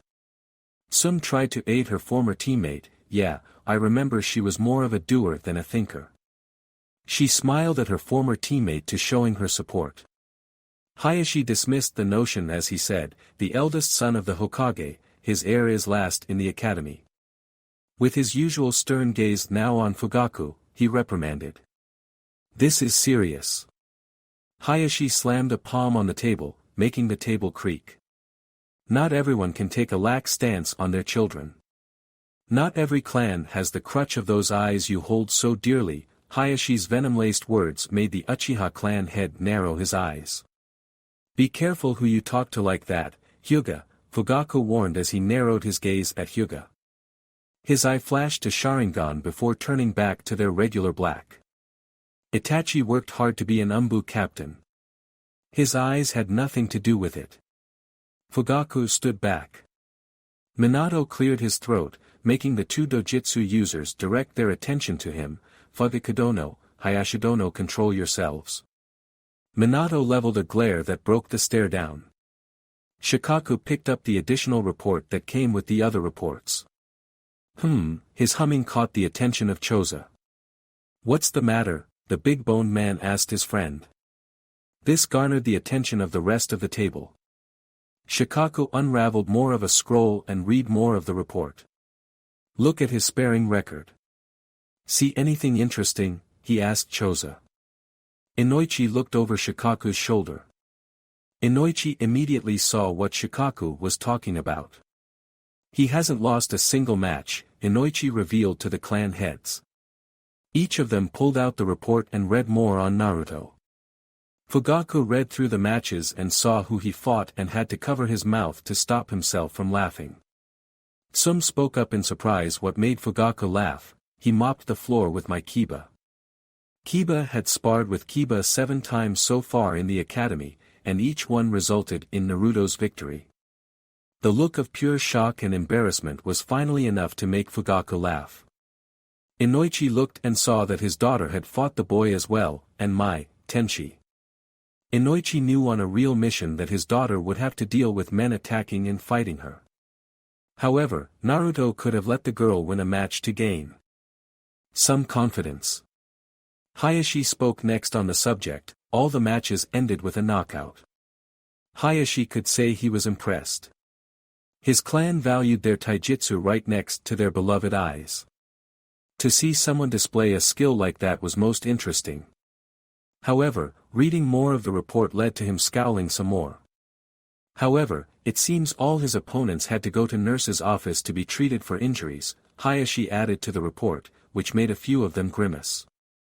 Shibi spoke up, he's an impressive combatant. He lacks restraint, Hayashi countered. While it was impressive, the boy lacked grace. Hayashi agreed Naruto was strong, yes, but he should know how to control that strength. Some spoke up next, I have a weird question. Everyone at the table looked at her in shock. Some asking a question could be compared to seeing rain in Sunagakure. It was a rare sight to behold. She then looked at the list of names of Naruto's sparring partners. How come he hasn't fought any of the higher-ranked students? Minato answered that for her, it's the way I set up the sparring system. Think of it as a rank system. Students can only fight within their rank. Some nodded slowly, started to understand what Minato was saying. Minato wasn't finished and continued with his explanation. Naruto, for example, is the last in the class, so in turn, he only spared against the students that were lower in the class. Minato did this so that students wouldn't be punching bags for the high-level students. Minato, feeling the debate was getting too personal for his liking, decided to call it for a day. Okay. He clapped his hands to get his attention back onto him. I say we call the meeting, it's getting late, and I want to go. Everyone, dismissed. Minato said to everyone before rising from the table. Minato left, heading back to his office. He wasn't walking by himself for long as Hayashi was close behind. Once they were in the office, Minato slumped in his chair and tiredly sighed. That was a long meeting, Minato said, but felt incredibly annoyed about it. And embarrassing, he referred to the talk about his eldest son. While he was happy, he had a great fighter in his eldest. Hayashi had taken a seat across from his Hokage. Hayashi asked something that could very well get him executed. be honest, Minato, are you sure you want a child like that as your heir? Hayashi knew if his eldest was a slacker, he would consider the other more talented child. Minato wanted to come to his eldest's defense, but he couldn't. A clan heir couldn't be lazy or unworthy of the title. Sure, he was a skilled fighter, but it took more than that to be a good clan head. Minato shook his head. I don't know, he said reluctantly. There was no sourness to his words. Year 5 3 months into Year 5 of Academy, Narumi was lied face down in the dirt in her family's training ground. Above her was Kushina, who looked at her stone-faced. Get up, Rumikin. I know you can do more, Kushina ordered. Off to the side was Menma, watched expressionlessly as his sister was kicked into the dirt. Kushina looked down at her daughter, who was slowly and gingerly rising to her feet. This broke her heart, but Kushina was testing something. She had felt a familiar churka within her daughter, and she was trying to draw it out. Kushina fought back her motherly instincts as she called out, "Get ready." Narumi was barely on her feet, her knees threatening to give out. Narumi hated all the training. She was tired of being driven into the ground every day to become a shinobi. She wanted her daughter to be the toughest kunoichi in her generation. Unlocking her Kekkei Genkai would help her do so. Kushina summoned her Kongo Fusa from her back and sent them streaking towards her daughter. Narumi gulped down some air as she began dodging again. It was like a dance as Narumi dashed, flipped, and spun around the chain. The chains ripped and tore into the ground as they missed their targets. She jumped high in the air on one, dodged, and it proved to be fatal. A chain wrapped around her ankle and then whipped her furiously to the ground. Narumi let out a shriek of pain as he tried to get up again. Kushina's heart broke. She hated herself, but she would push just a little more. With a displeased expression on her face, she marched towards her daughter, Narumi. This isn't a game. The Kongo Fusa from Kushina fired forward, and Narumi had to crawl back to avoid the strike. You need to focus, give your churka shape, and defend yourself. Kushina ordered as she fired more of the chains, which the girl crawled away from. Menma grit his teeth, and his knuckles popped in anger. The training session was going too far. Narumi couldn't do what Kushina was asking. He got up to intervene but paused when a blur shot past him. Kushina sent another chain at her daughter. Narumi took exhausted to move anymore. She put a feeble guard with one arm covering her face. Narumi closed her eyes, waiting for the pain to come. None came, and when the fear of opening her eyes subsided, she looked to the black waistcoat of her brother in front of her. In his hand, Naruto had the chain that was about to strike Narumi. Kushina gasped as Naruto held her chain in his hand. Kazan. She's had enough. Naruto called out. Kushina looked up and almost took a step back at the glare that Naruto sent in her direction. She could have sworn for a second his pupils turned to slits. Another quick glance saw they were back to normal. Kushina shook off her surprise and yelled at her son, "Naruto, get out of the way." Naruto defiantly stood his ground and answered back, in a defiant tone, "No." He then squeezes the chain until the Kongo Fusa shattered. Kushina's eyes widened in surprise. Even though she didn't put her full power into her chains, they were incredibly strong and were not easily broken. To see her oldest do it was something Kushina least expected.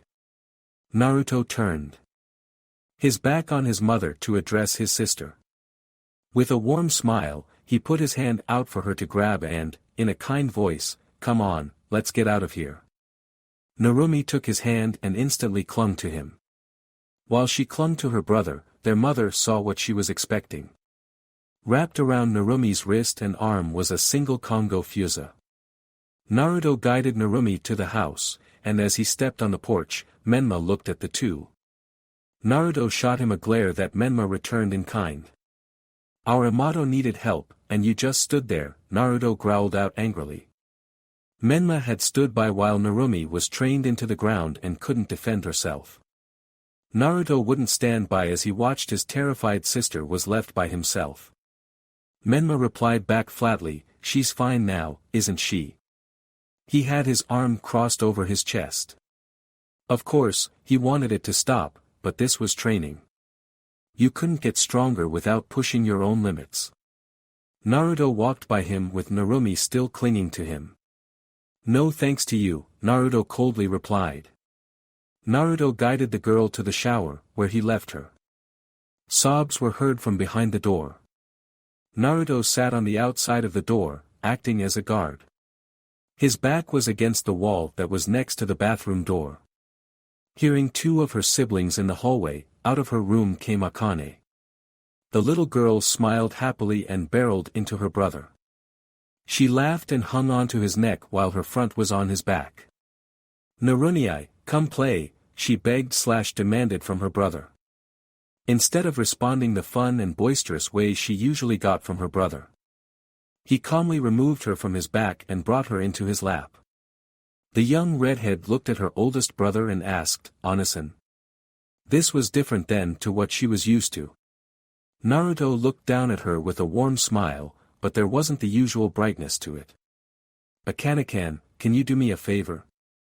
Naruto asked the young girl. The young girl nodded her head and said, "Sure. I'm going to go out with Narumani for a while. Can you cover for us?" Naruto told his sister his intentions. Akane nodded her head, "Hi." Naruto patted the top of her head and said to her, "Okay, run along and pretend you never saw us." Akane did as her brother instructed before going back to her room. Naruto didn't have to wait long before Narumi was out of her room dressed. Naruto looked at her downcast face that kept finding the floor interesting. She was trying to show she wasn't bothered. She went to walk down the steps, but Naruto grabbed a hold of her forearm. She tried to tug it away but still refused to look at him. "Hey, come on. Let's go do something fun," Naruto said with a cheery attitude.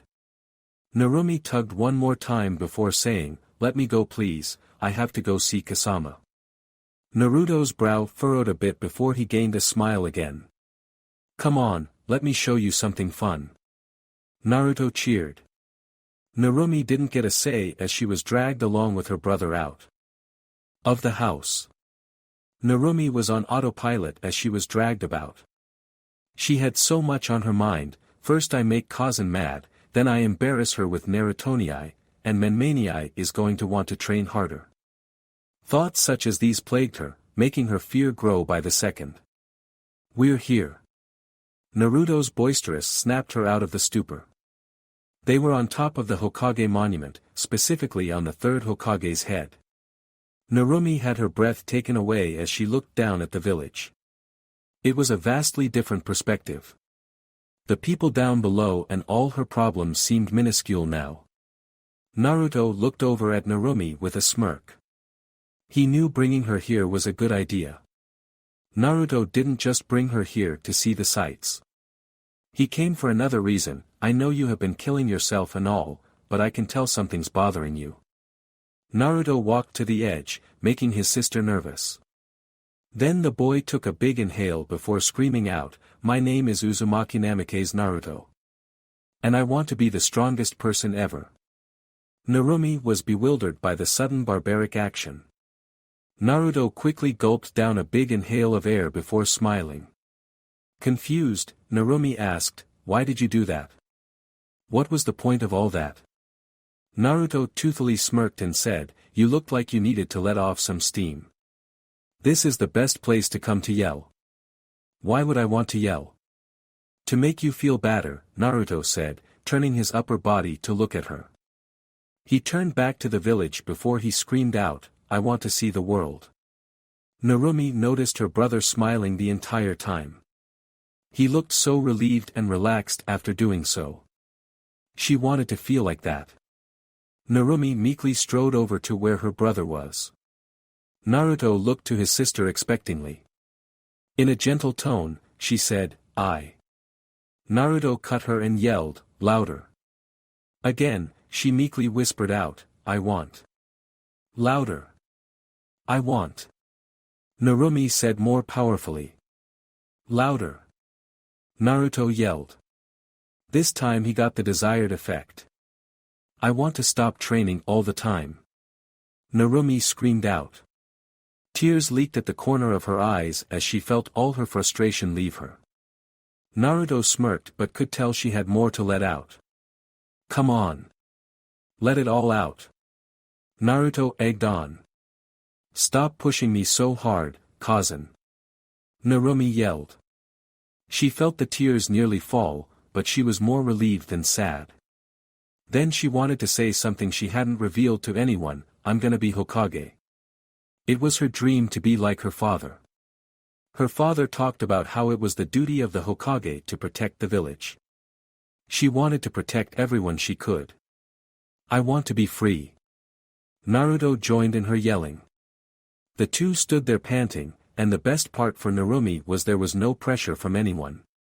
It felt like the weight of all expectations had vanished from her. She sat down on the monument, and he looked down at the village. She felt great. Naruto smirked at the joy his sister was radiating. He then sat next to her, letting his feet dangle off the side. Feel better? Naruto asked her. Narumi smiled brightly and said, better. For over an hour, the two sat enjoying the moment and making small talk. Narumi watched the sky begin to bleed orange as she said, thank you. This was nice. Narumi couldn't remember when she had a break or spent time with just her and Naruto. All she knew now, though, was she was glad her brother had taken her away. Naruto got up and dusted off his vest of dirt before reaching a hand to help his sister up. Hey, anytime. Come on, let's go home. It's getting late, he offered. Narumi nodded her head and took the offered assistance, okay. The two then slowly made their way home. Kushina was in tears ever since the duo had left the house. The only person to console her was Minato. The man had come to find his wife in tears, an angry Menma, and a confused Akane. You should have seen them, Minato-kun. Narumi looked terrified, and Naruto. Kushina started to recount the events, but the image of her son's angered expression flashed in her head. He was so angry. I don't know where they are, Kushina tearfully spoke out. She knew what she did was extreme, but she felt if she didn't get her daughter to summon her Kongo Fusa, they might have never come out. Minato soothed her by rubbing her back while saying, we'll talk to them both when they get back. Kushina had told him how she had trained Narumi harshly to get the Kongo Fusa to come out. She told Minato that it had worked, but her daughter was terrified by the end of it, and if it wasn't for Naruto, Narumi would have gotten hurt. Minato was proud of his daughter to finally summon her Kongo Fusa. However, he wished he was here to have helped make sure the training didn't get too harsh. Menma was leaning against the wall that separated the hallway and the kitchen. Menma's hand balled up into a fist, hearing the whimpers. He hated this. His mother shouldn't be crying. His father shouldn't be worrying. The whole family should be out celebrating Narumi's great achievement. His mind was only the one person who caused all this. Why does Naruto keep doing things like this? Menma gritted his teeth, remembering his brother's actions and how he had made the situation all the worse. All three were broken out when the door opened. Naruto stepped in first, followed by Narumi. The three rushed to meet them. However, Kushina barreled into her daughter and was hugged the girl. I'm sorry, Rumikin, Kushina cried. Narumi smiled, returning the hug as she said, it's okay, Kachan.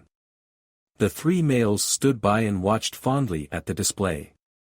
Naruto made his way to the stairs, but before he could make it completely up, his father called out. Naruto, Naruto turned with his name being called. Minato gave a stiff nod, good job. Naruto then winked before retreating to his room. Menma, meanwhile, stood dumbfounded. He couldn't understand how his father let this all go so quickly.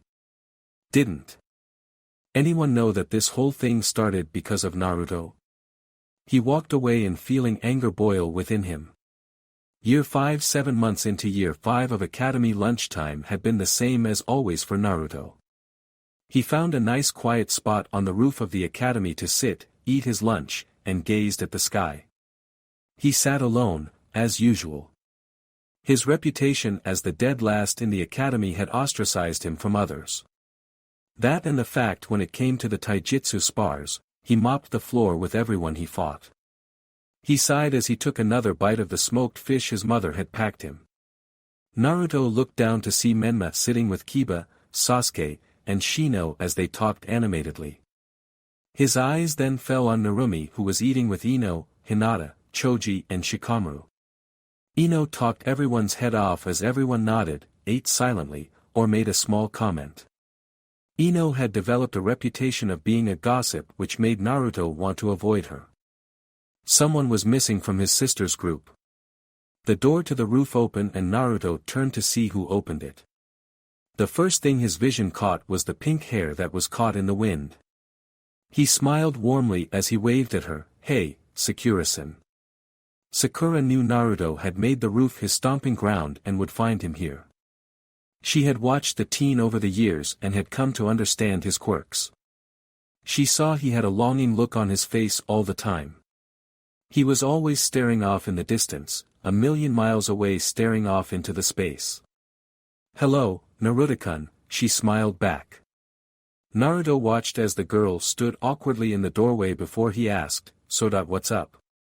Naruto wasn't very good at making small talk.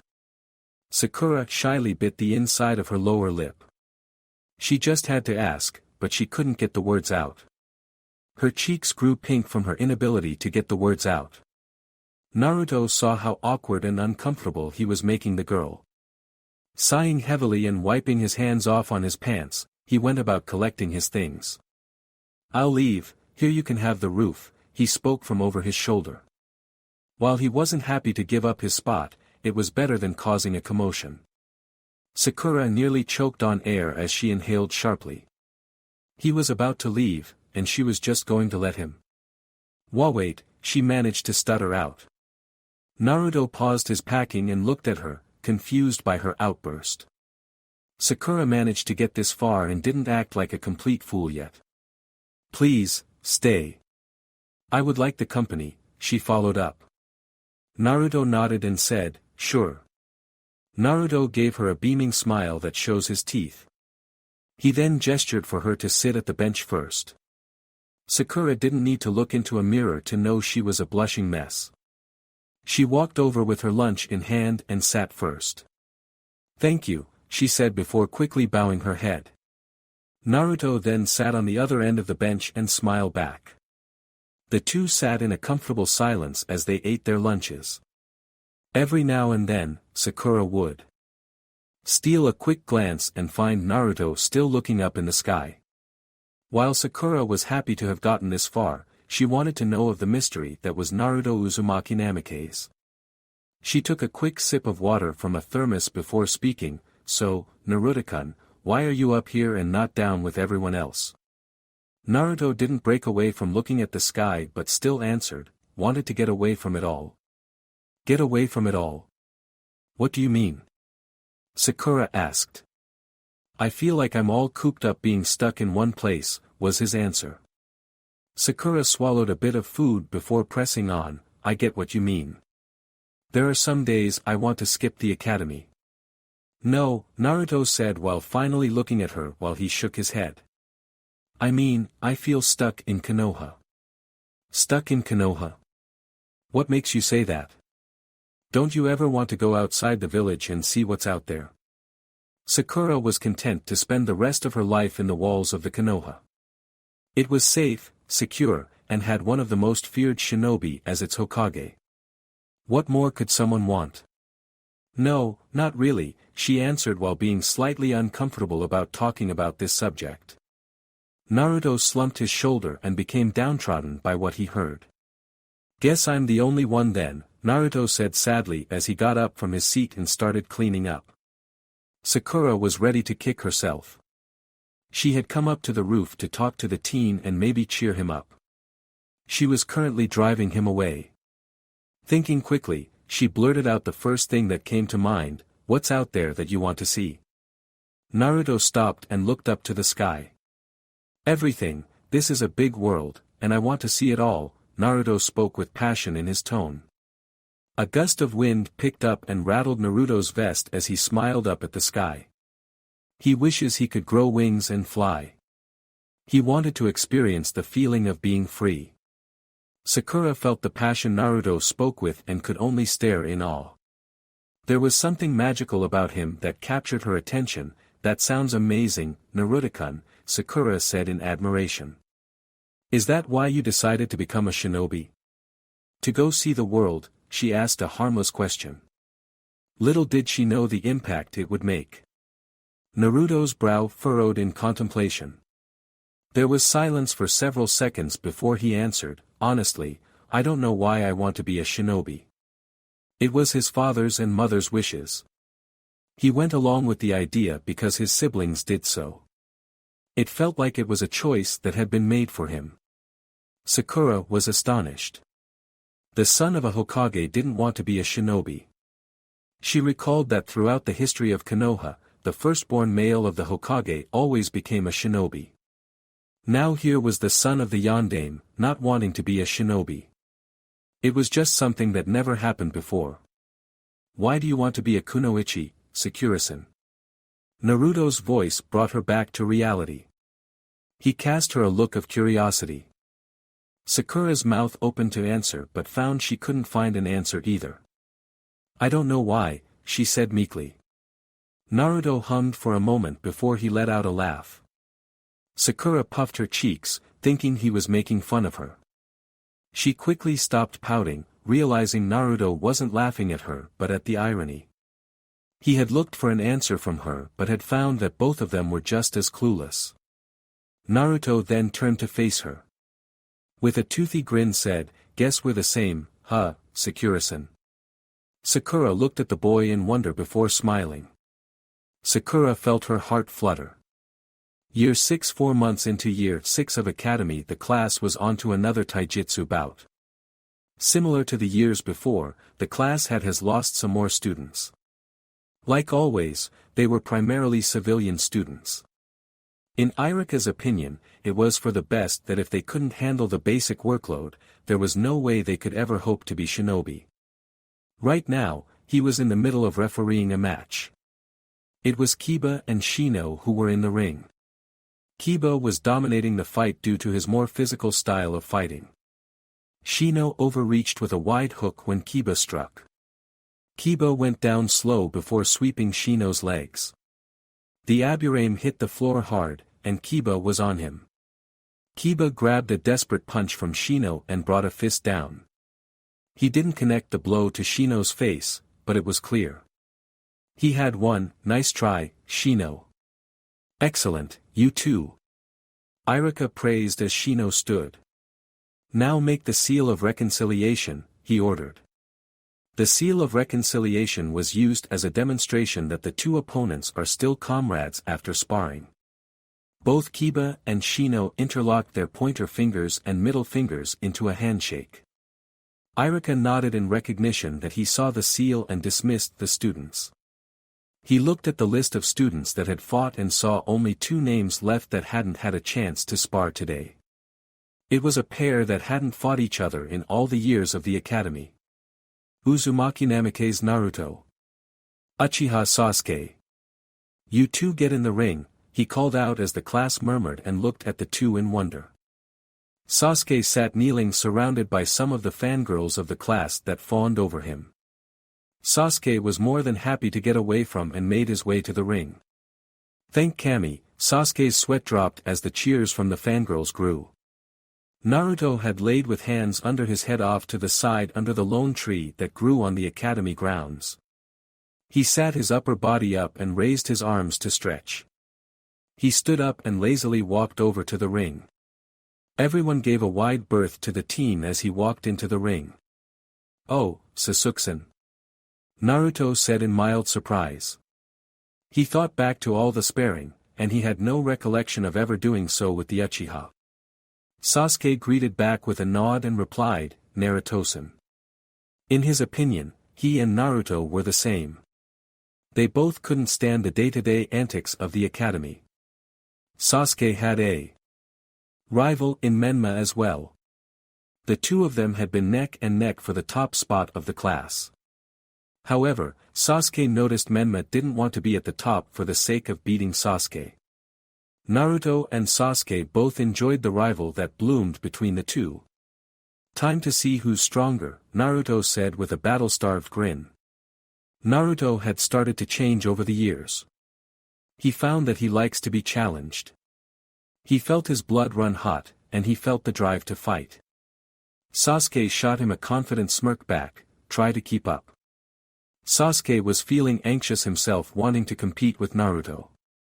The two took their potions in the middle of the ring.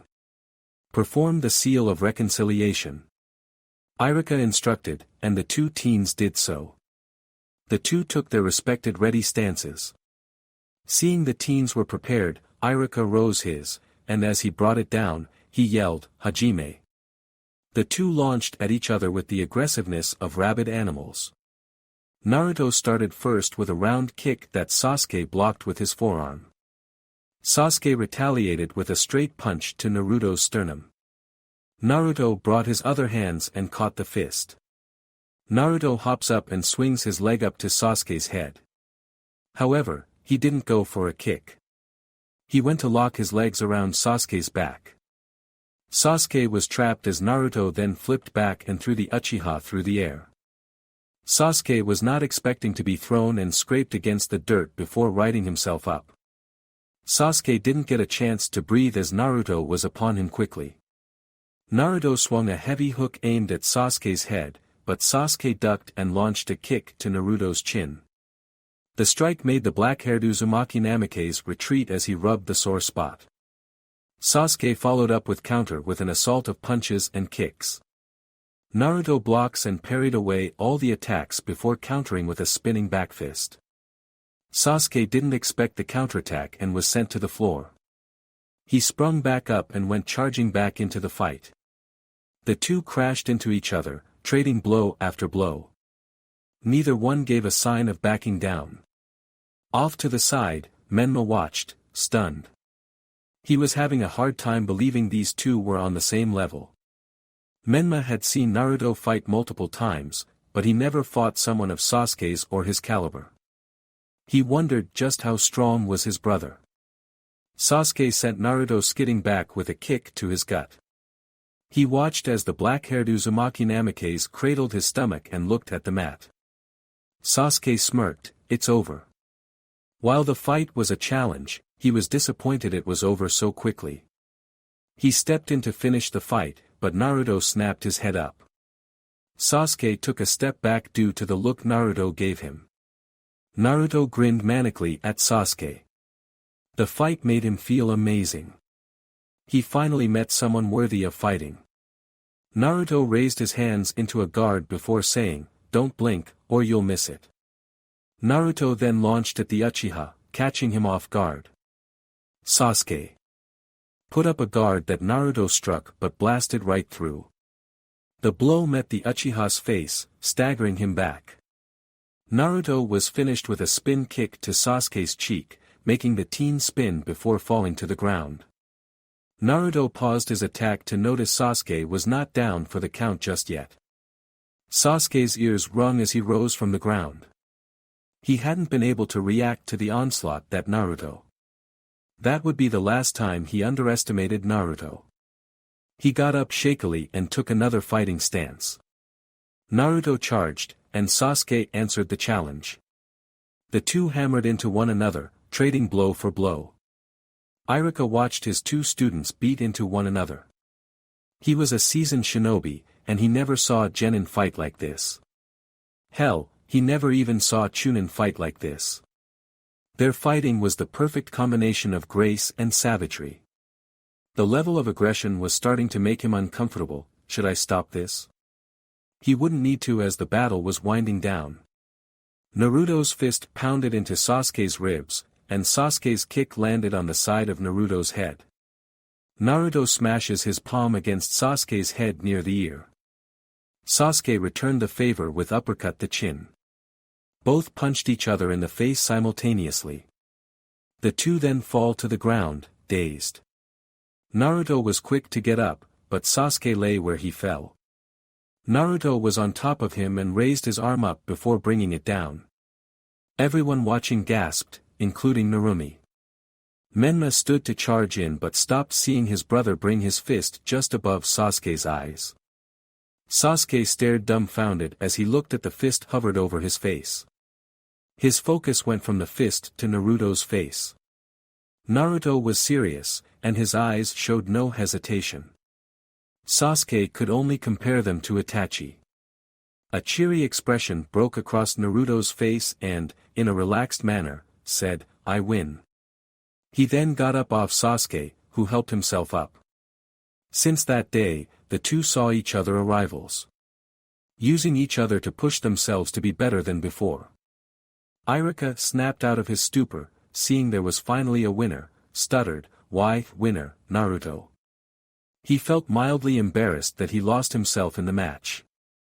However, what interested him more was that Naruto took down the top student of the academy. "Just what secrets do you have, Naruto?" Irika pondered as he watched the two boys perform the usual seal. Year 6 7 months into Year 6 of Academy, Minato sat in his office behind his desk.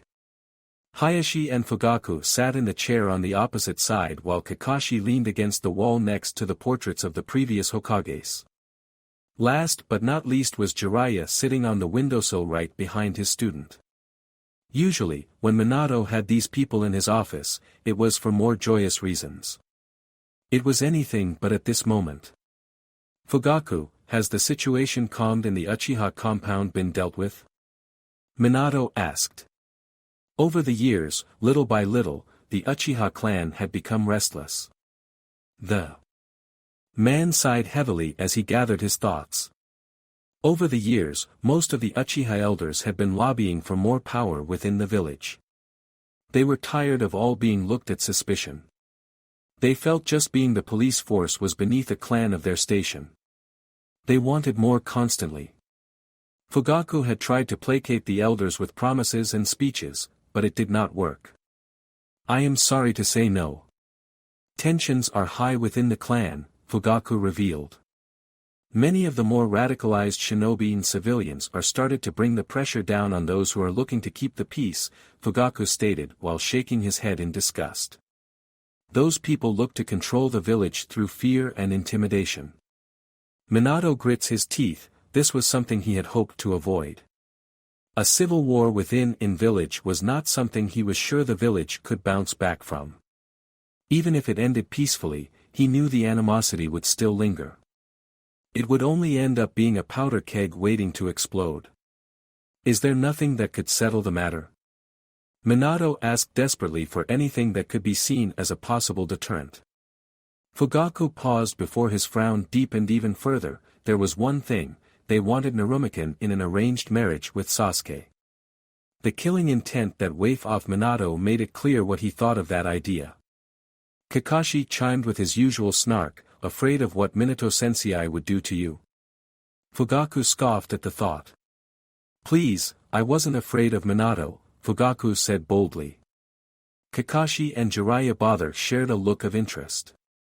They wondered if not the Hokage, then who did Fugaku fear? What Fugaku feared was something far worse. It was Mikotokan's and Kushinachan's wrath I feared.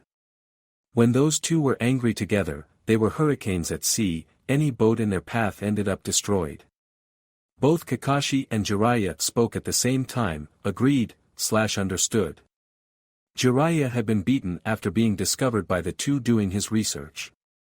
Kakashi had more or less the same experience, but it was due to his choice of book reading. Minato sweat dropped at the statement. While he understood the wrath of those two women, he was still the Hokage, the legendary Kiroi Senko. People should be afraid of him, too, not just his wife. The room was drowning in silence. Everyone looked off in a different direction in contemplation. That is until Hayashi spoke up, "I don't like the idea, but I say there is a need for a culling." Harsh words and horrified expressions were his response. Fugaku was the first to respond less than pleased, are you out of your mind? He stood up, and his Sharingan activated. He was ready to rip the Hyuga's head off. Hayashi didn't react aggressively. He responded back coolly, I am not saying the whole clan. I am talking about the radical ones. The looks from everyone in the room, while full anger, wished to hear more of his reasoning. Think about this Fugakudono. If we try to appease these people, all they will want is more. There is negotiating with those kinds of people. Hayashi finished his proposal and let the others think it over. Jiraiya then took this time to speak up, he has a point, kid. Minato and the others focused their attention on the old sage. Appeasement only leads to more bloodshed. Jiraiya had seen enough in his to agree with Hayashi. The only way to end this is to put them down, permanently. Jiraiya's ominous tone made the men nod. Minato looked at his entourage pointedly and asked, who'll do it? Minato was not a man to let others do what he wouldn't do. He would volunteer but knew he wouldn't be given the go-ahead to do so. Kakashi spoke up first, I'll do it. The youngest male of the group had all eyes on him. Kakashi leaned off the wall and stared back with determination in his eyes. Minato swallowed a lump in his throat. He did want to lose his last remaining student. Kakashi, are you positive? He was cut off by Fugaku, no. The usually calm and soft-spoken man had raised his voice. I'll do it. This is an Uchiha problem. An Uchiha will handle it. Fugaku finished unflinching at the shocked expressions. Minato frowned at the man. He knew the man was no fool, but could he really kill his fellow clansmen and leave behind his family? Minato didn't think he could be as brave. Fugaku, are you sure? Not only are you going to kill people, but you won't be able to set foot in the village ever again, he asked for clarification. Fugaku didn't concede, yes. Minato looked at the man in his eyes to see if there was any trace of doubt. He didn't find any. Minato spoke, fine, just be sure to make. Wait, a voice called out, cutting Minato off again. He grits his teeth in anger as a vein popped from his forehead. Everyone just keeps cutting him off like he was a nobody. Out of the shadows of the room came Itachi wearing his crow mask. Minato looked over to see the younger Uchiha kneeling on one knee, and his head bowed low. Please let me be the one to do it, Itachi begged his leader. Minato looked at the young man. He felt something from the boy that he hadn't felt from many shinobi under command. He saw a young man that was a mirror image of himself. Itachi was a young man will do whatever it takes to keep his family and village safe. Before Minato took the younger man's commitment, he looked to his father. Fugaku gauged his son and asked, do you know what you are volunteering for? Itachi looked to his father, and instead of his usual severe and neutral expression, he was smiling. I'm doing this for all of you, Kazan and Sasuke. Fugaku saw the selflessness radiate in his son's smile. Fine, you have my blessing. Good luck getting that from your mother, Fugaku said with a huff. Jiraiya took this time to speak up. Seeing as the boy was committed, he would reveal more about the mission. This is a two-part mission, kid. Itachi looked to the sage as the man continued to speak. One is obvious stoppage of the coup. Itachi understood and listened closely to what came next. The second part involves you infiltrating an organization that's on the rise, Jiraiya said ominously. The men in the room all looked worriedly at Fugaku. The man eyed his son concern, but a sharp nod relaxed him. Hayashi interjected as he saw a flaw in their plan. I am sorry to say, but Itachikan will have to do something that hides there was even a plan for a coup. Itachi nodded, seeing the logic. I'll give the details at a later time, Itachi, Jiraiya promised as they had to focus on the now. He will wound his mother and take my eyes, Fugaku stated as if talking about the weather. Everyone's eyes widened at the remark. The man was willing to sacrifice his power for something like this. Why? Kakashi asked. Fugaku gave his reason. if he takes my eyes, we can spin as Itachi took them to gain even more power. He cast a glance at Minato and saw the man knew what Fugaku was thinking. Give his son his eyes to help him with his mission. He was one of the few who was privy to the secrets of the Sharingan. As for attacking Mikoto-kan, we'll say it is his way of wiping out attachment, Fugaku summarized for the room. With the plan set, everyone agreeing to it. All that was left was to leave Itachi to do his task. Minato then gave a small prayer, "May Kami help us and have mercy on our souls." The next day the academy had let out, and as usual, everyone was either running home or staying making plans with friends. Sasuke Uchiha had other plans. He was going to finish perfecting the Gokakyu no Jutsu. He nearly had it the other day before his brother had come by to collect him for dinner. Itachi was his idol, his idea to strive towards. His father had been a warm but distant man. His father ever opened up when he talked to Itachi, Mikoto, or about the days of his genin team. His mother, the kind-hearted person she is, tried to help Sasuke understand. Yoro Tosen loves you. He just has a hard time expressing it, she told him all the time. He shrugged the thought off and was back to training. When he finally made it back to the clan compound and through the gates. As soon as he stepped into the compound, he felt something was off. Sasuke looked around at the many dark homes and had one thought, why are all the lights out? He walked a little farther down the road and stepped into something wet. He looked down to see a puddle. It was hard to see it clearly. He saw where the puddle came from. It was from a body. He let out a yell as he backpedaled away.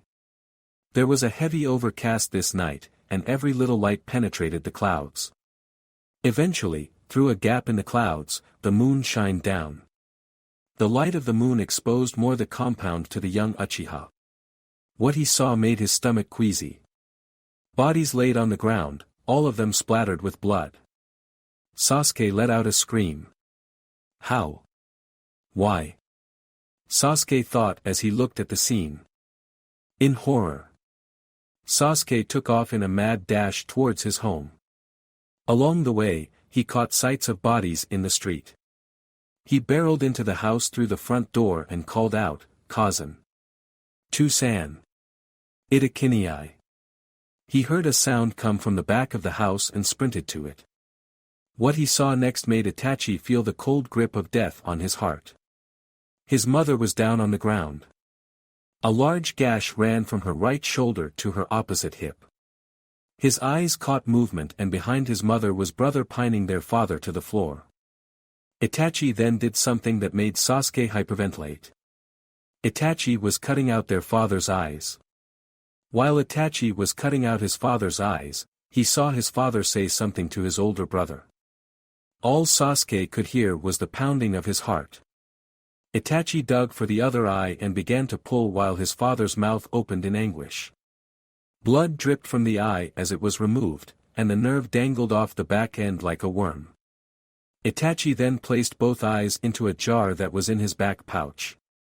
With the eyes secured away, Itachi took out the tanto from his back and rose it up in a reverse grip before bringing it down. Sasuke could sit back and watch anymore. Sasuke gathered all the courage within him and shouted out, Itachi. Stop! Itachi halted his motion as he looked to his brother. Sasuke saw that his brother's eye now shined red in the dark. Sasuke felt all the courage drain from him as his brother's Sharingan bore into him. Itachi stopped as the blade hovered over his father's throat. He had to make this all look believable. He had to be the martyr so there would be no civil war. He did this for his family, and above all, he did this for his little brother. However, hearing and seeing the fear that Sasuke was displaying was enough to give him pause. He had hoped to avoid his brother, but he knew he was kidding himself with that line of thinking. Itachi would bear that his brother would think him a monster. Hello, Sasuke, Itachi said in a cold and indifferent tone. Sasuke's legs shook uncontrollably but found the courage to speak out, Itachi. Why? He wanted to know why he was doing all this. Why he killed his people, why he hurt their mother and why he blinded their father. Itachi ignored his brother and went to stab his father. Sasuke screamed out, "No!" Sasuke pulled out a kunai from his leg pouch and threw it at his brother. Not even giving it a glance, Itachi slashed the kunai away. Sasuke first stared in disbelief before glaring defiantly, then drew some kunai before throwing them. Itachi was proud his brother tried to save his father. However, it was starting to put the plan in danger. With a quick swish of his blade, the knives fell to the floor. Sasuke changed tactics and decided to go all in. He charged, not caring for his well-being. Itachi's eye widened slightly. If he wanted to kill his brother, this would be the opportune time. He quickly aimed his stab into his father's shoulder and before jumping away from Sasuke's charge. Sasuke stood in front of Fugaku's prone body, ready to defend it. Itachi caught the trembling in Sasuke's hands and said, "You're shaking. Why did you do this?" Sasuke asked. The answer came in only silence as Itachi stared directly at him. Sasuke glared at his brother, meeting his eyes. It would be a costly mistake. I needed to test myself, Itachi said coldly. Itachi's Sharingan then morphs from 3 dots into a 3-pointed pinwheel. Foolish Ototo, Tsukuyomi, Itachi breathed out, and as soon as Sasuke's eyes met his, he cast a genjutsu. Sasuke found his world tilted on its axis. He was suddenly back outside in the street, but the world wasn't natural. The sky was crimson red, and the moon was black as midnight. He saw other people, but they were not right either. The world had them in a negative color scheme, their faces black and their clothing white. Sasuke looks around, terrified in this twisted world. Suddenly the people around him started dropping dead to the ground. Sasuke tried to turn away but found his legs rooted to the spot.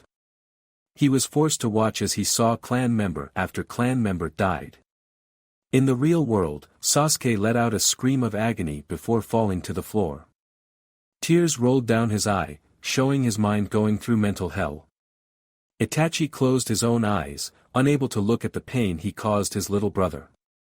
Seeing that Sasuke was not getting up, Itachi made his way to leave. Itachi! Fugaku's strained voice entered his ears. Itachi stopped in the doorway that led outside and looked over his shoulder. The blinded and bleeding Uchiha clan head didn't glance directly at him but at the direction. You did good, Fugaku said gratefully. With that, Itachi left his home. Itachi made it outside and stared up at the moon.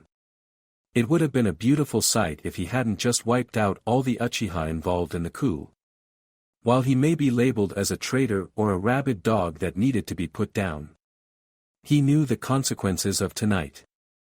He would be hunted till the end of his life, and the strange thing about it, he didn't mind. All for the safety of his family and his village. He smirked at the moon before disappearing into a flock of crows via a shunshin. The next morning Sasuke awoke the following morning in a soft hospital bed. It felt like a dream until he saw his bandaged mother sitting in a chair next to him. He started to cry, which woke his mother. She went over and hugged him, trying to shush him. It's okay, let it out. Whimpering, the younger Uchiha let out, Itachi, he killed people. Mikoto gripped him tighter, a deep frown marred on her face.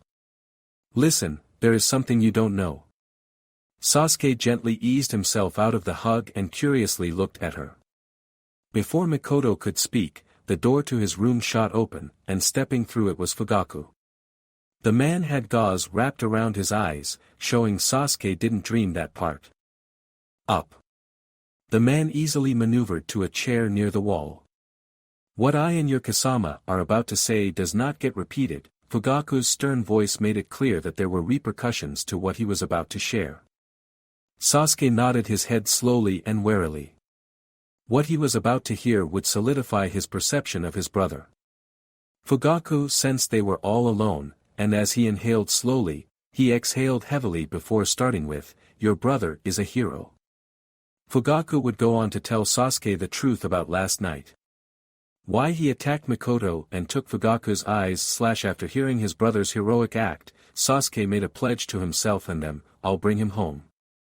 Sasuke's brother was a hero, and yet no one would know. People will curse and hunt him down for what he did. Yet, people will never know what he did for them. Mikoto hugged her youngest and warmly said, I know you will. Fugaku, on the other hand, was a realist and said, you have a long way to go before you even think of matching Itachi. Sasuke was disheartened by the statement. Fugaku didn't get a chance to finish, I'll help you make it a reality. Sasuke saw the smirk his father gave him. His father believed in him, and that was all Sasuke ever wanted of him. Year 7 1 month of Year 7 of Academy clearing months passed since the Uchiha massacre, as the people of the village called it. Explosions and the sounds of fighting came from the clearing. In the midst of a battle were Naruto and Krinjan. However, it wasn't much of a fight. Krinjan laid down on his stomach as he launched breath attack after breath attack at Naruto. Naruto, on the other hand, was fighting with every fiber of his breathing. Naruto! Absorb! Krinjan shouted before he breathed out a stream of fire at the teen. Naruto stood his ground as the fire washed over him. The fire made contact with him, and before it expanded like an explosion. Krinjan eyed the first unalarmed by it. The fire suddenly began to cave in on itself. The fire was being drawn into Naruto, who was eating the flames. When the last of the fire was injected into Naruto, he let out a satisfying breath before he smirked, now I've got a fire in my belly. Krinjan snorted at his young pupil's quips. Naruto dashed as fast as he could towards the dragon. Krinjan sent a few fireballs in to hinder the teen's progress. Naruto weaved in and out of the fireballs before leaping high into the air. He smashed his fists together before his fist is engulfed in a large flame. Karyu no Tekken. Naruto called out the spell's name as he put almost everything in his punch. Krinjan looked up at the teen in mild surprise and sent some fireballs towards him. Naruto kept the power of his attack up while he twisted and dodged the attacks. Naruto's eyes were focused with a fierce determination as he got closer and closer. He was just an arm's reach of hitting his friend. Krinjan then brought up his front right claw and flicked the teen away. Naruto went flying away as he screamed. The teen flew into the far-off trees.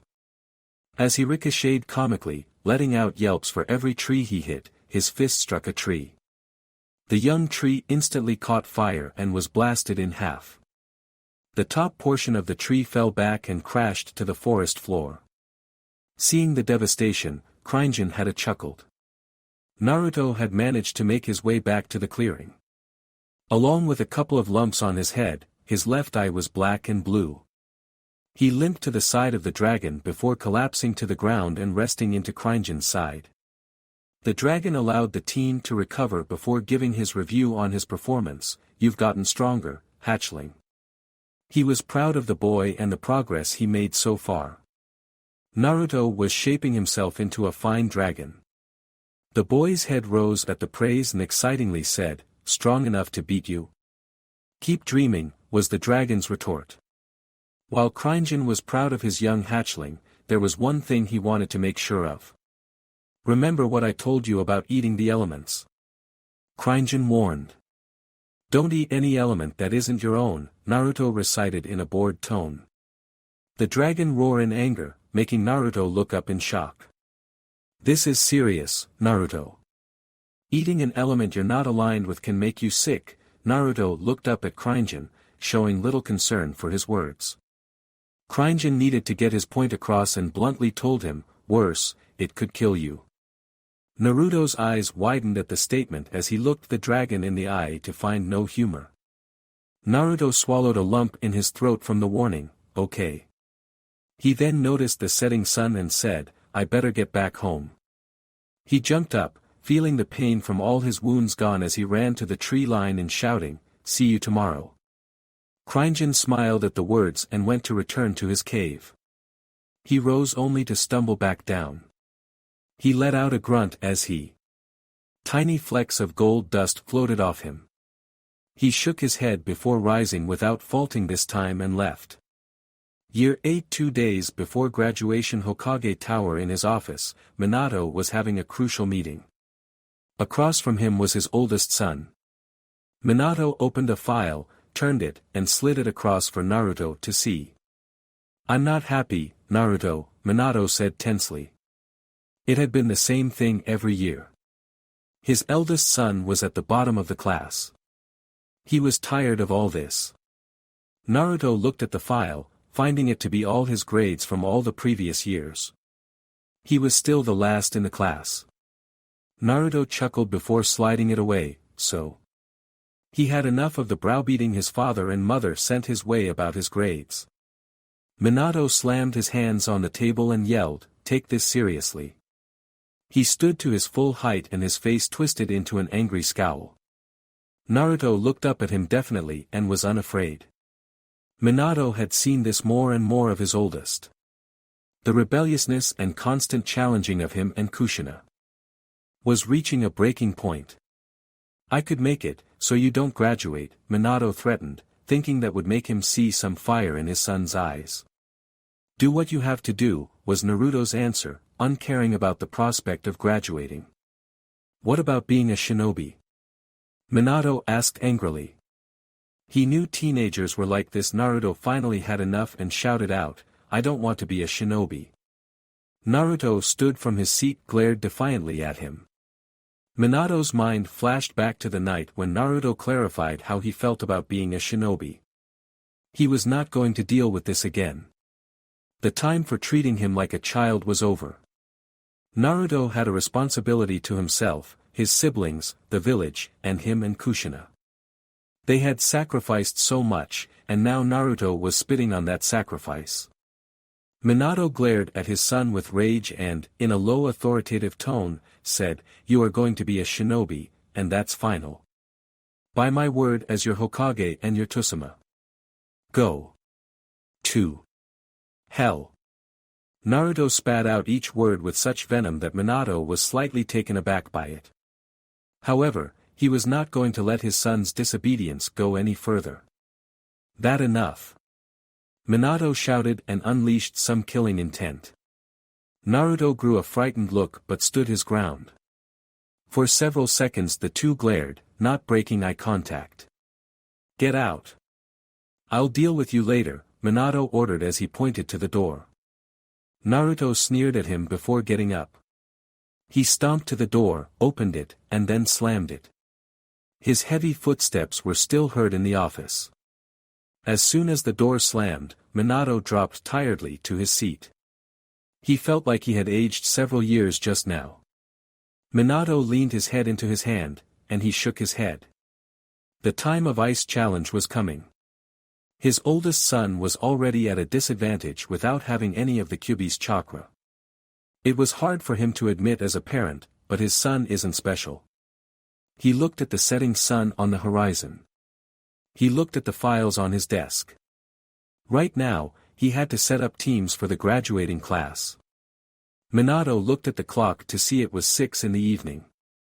He tiredly sighed. He was going to be here for a bit longer. Kakashi stepped out of the shadows with his usual orange book in hand.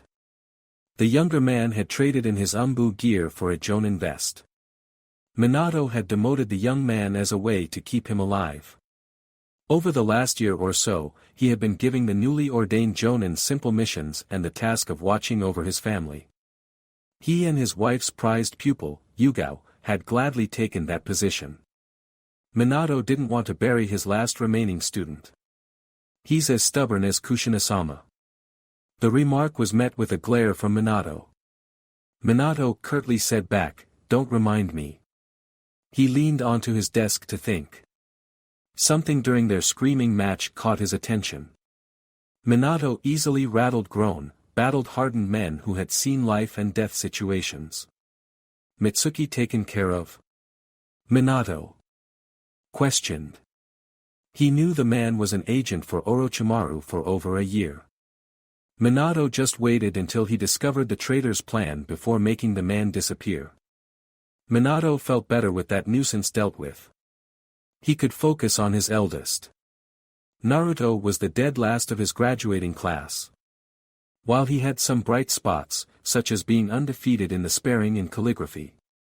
Minato hated to admit this to himself, but Naruto had been a disappointment. Menma had been the one to step up and pushed himself to be better every day. He wasn't worried Naruto would die, but he was curious about one thing. Who trained him? Minato wondered. To his shame, he never got a tutor for Naruto, and he focused all his time on Narumi and Menma. Kakashi, can I ask a favor? Minato asked with a pleading look. Kakashi was intrigued, so his answer was a single raised eyebrow. Meanwhile Naruto stormed out of the Hokage building. He was tired of all this. He was tired of trying to live up to his mother's and father's legacy. Naruto didn't want that. He never understood the duty to the village.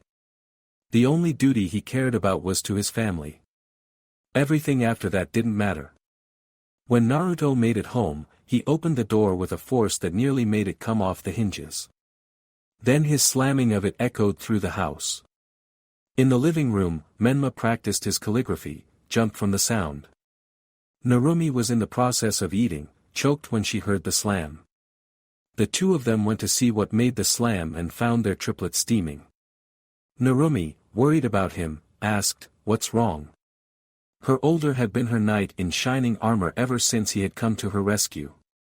He would take her away from the house whenever she needed to get away time and time again. Sometimes their younger sister would join them. Naruto huffed and looked out, bristling with anger. "Two-san." That was all the girl needed to know. The two of them had been clashing more and more over the years. It always stemmed from Naruto's lack of advancement in the academy. "The man just doesn't get me," Naruto raised his hands in annoyance. Narumi nodded understandingly, but Menma gripped his fists. "The man is just so damn selfish," Naruto spat out, his blood still boiling. Menma hated when Naruto disrespected their father. Their father was the most caring and respectable man in Menma's eyes. Their father taught Menma the basics of sealing, and it was Menma's hope to hold up to their father's legacy. Maybe even go beyond it. All he fucking cares about is himself. Naruto raged. Menma roughly shoved Naruto, causing him to stumble and be knocked into the shelf. Naruto steadied himself before he glared daggers at his brother. "What's your problem?" Naruto shouted at his brother. Naruto strode towards Menma aggressively, and Menma stood his ground defiantly. Narumi, seeing the impending fight, stood between her two brothers and shouted, "Neesons." She put her arms out, each palm touching the chest, hoping to stop them from coming to blows. She was afraid she had never seen either of her brothers ever get the level of anger they were displaying. She had her younger older brother, who had been with her through thick and thin. Then there was her eldest brother, her knight in shining armor. She loved them both too much to let them hurt one another. Menma took this chance to let everything off his chest. "My problem," he shouted at his brother while jabbing his finger at him. "You want to know what my problem is? It's you." Menma's face turned red as he pushed against his sister to try and get to Naruto. "You call Two-san selfish, but you're the one who's selfish." Menma yelled and huffed from the shouting. "Kazan and Two-san gave you 8 years to get your shit together, and you put in no effort. They have done everything they can to help you, and you don't care," he emphasized the 3 final words. Menma wasn't done yet and continued his tirade. "You don't act like clan heir, you don't train like a clan heir, and the funny part is I don't think you want to be clan heir." Menma leaned in closer, challenging his brother. Menma dared Naruto to tell him he was wrong. "I don't," Naruto stated. He was telling the truth. He wasn't malicious about it. Narumi was bewildered. She never thought her brother didn't want his birthright. She assumed he was not motivated. Menma shook with unbridled rage before glaring daggers at Naruto. Naruto had crossed the line. "You really are a selfish bastard. You know that?" Menma swiped away Narumi's hand away from him, making her step aside. The loss of restraint allowed the two to be nose to nose. You know that. Menma yelled before reared his fist back. Naruto had enough of the yelling and, like his brother, pulled his fist back as well. Narumi's eyes started to tear. Seeing her two brothers about to rip each other apart. She cried out, "Stop!" She shut her eyes.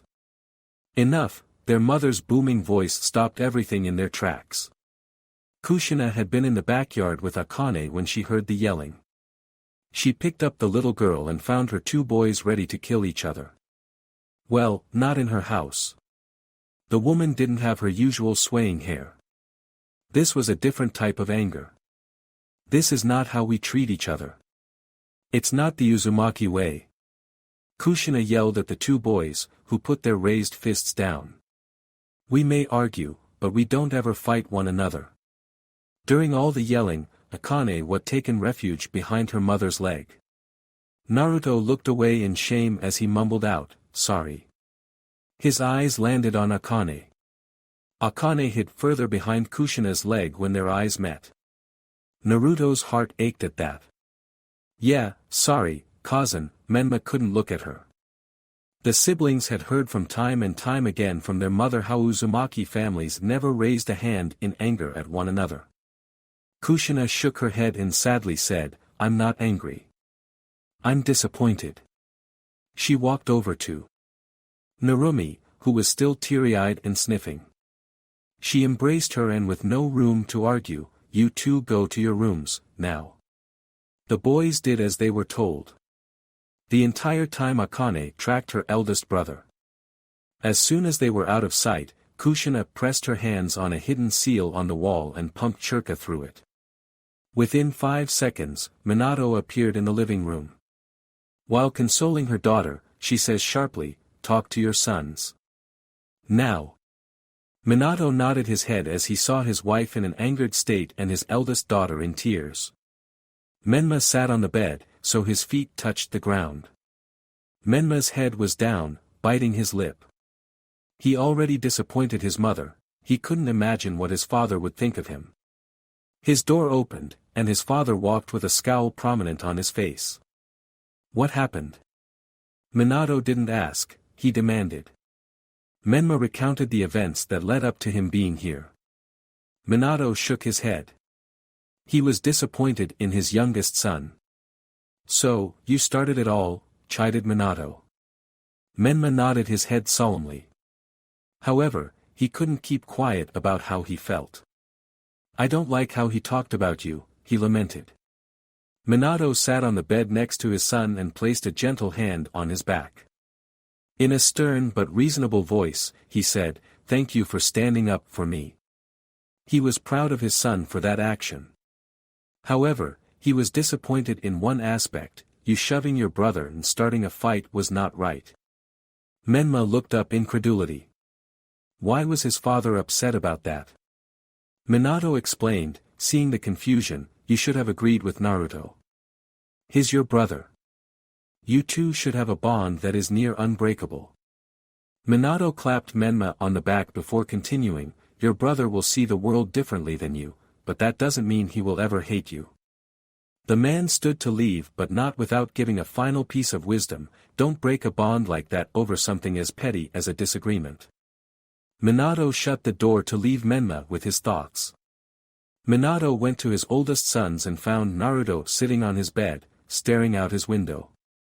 Naruto spoke without looking, "Come here to blame me?" Naruto guessed his father went to Menma first. Minato closed the door behind him and stood with his arms crossed. Minato answered Naruto's question with one of his own, "You remember the promises we made? How, you are supposed to protect this family?" Minato waited to see if his son would remember. Naruto thought for a second and remembered back to that conversation years ago. Yeah. How was what happened downstairs protecting the family? Minato questioned fiercely. Naruto had the decency to look Minato in the face when he talked. Like his brother, he felt shame and answered lowly, "It wasn't." Naruto felt terrible making his sister cry, and his mother upset, but his brother wasn't the wounded party. Menma was the aggressor. Minato then began a long speech. You know, to be a shinobi is more than just serving the village. It's about defending your family till your last breath. He then leaned against the door with his arms crossed before saying, you and your brother disappointed both your mother and me. I don't care about getting an apology, but you and your brother owe your mother one. Naruto nodded his head understandingly. She will. His mother was a rock of the family. She didn't deserve what happened. You better never make your sister cry like that ever again, understand? Minato looked for confirmation. Naruto gave a firm nod. Minato then asked, Naruto, what is it you want in life? The conversation from years ago came to both their minds. Naruto didn't have an answer then. Naruto stood and looked his father in the eye, showing respect. Naruto remembered that night. He didn't have a valid answer for his father then, but now he knew what he wanted. I want to be me. I don't want to be stuck in a village and its policies, I want to see the world. Naruto spoke confidently as he revealed what he wanted. Minato stared plainly at his oldest. The revelation did not come off as a shock. Minato concluded that his eldest son would never be his ideal heir. Make it Chunin, and then you can retire. Prove to me you can protect this family. After that, you can do whatever it is you want, Minato said in a low bitter tone. Minato left feeling a torrent of emotions swirling in his heart. Many of the malice in nature. Hours later, Naruto managed to gather the courage to go downstairs. Narumi was sitting on the couch with Akane in her lap. Narumi worked a comb through Akane's bright red hair. Akane waved at Naruto, and Narumi gave a small smile which Naruto returned. In the kitchen was Kushina, who was focused on her task of making supper. Outside he heard Minato giving instructions to Menma. Kazan, Naruto called, and his mother looked over her shoulder at him. Sorry, Naruto said sincerely. Kushina stares for a moment longer before dismissing her cooking and coming over to hug her son. Naruto was nearly as tall her.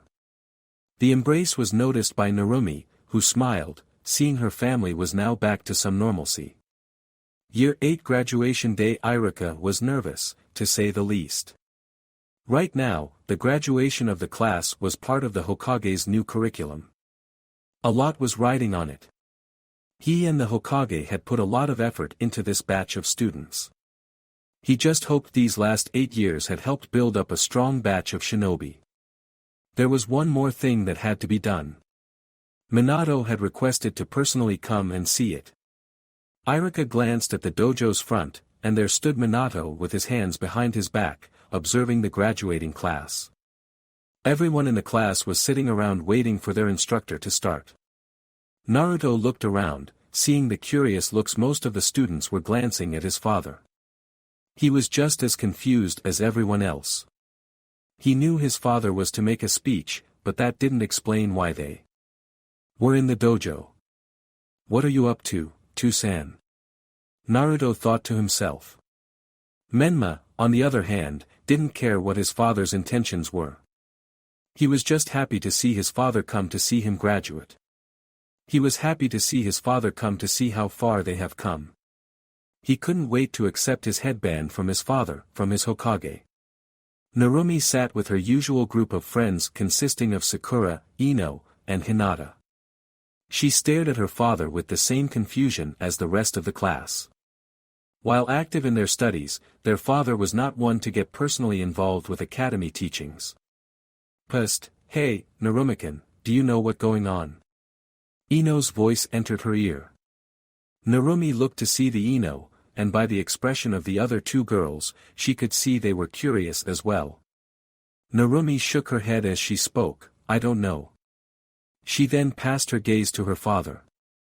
Irika coughed in his hand to get the attention of the class and said, everyone. I can honestly say I am proud of all of you. The smile that graced his face when the students cheered made his heart swell. This feeling was what made teaching worth it. He put his hand up to calm them all down, but the student continued. A tick mark grew on his head before it grew gigantically, and he shouted out, "Shut up." His head quickly shrank back to normal, and all the children quieted down. Minato chuckled awkwardly, not expecting Irika's head to enlarge like that. "I've seen many strange things in my life, but that takes the cake," the Hokage mused to himself. "Alright, now I know you all want to go home and celebrate, but our esteemed leader wants to gauge one thing," Irika told his Suntoge former students.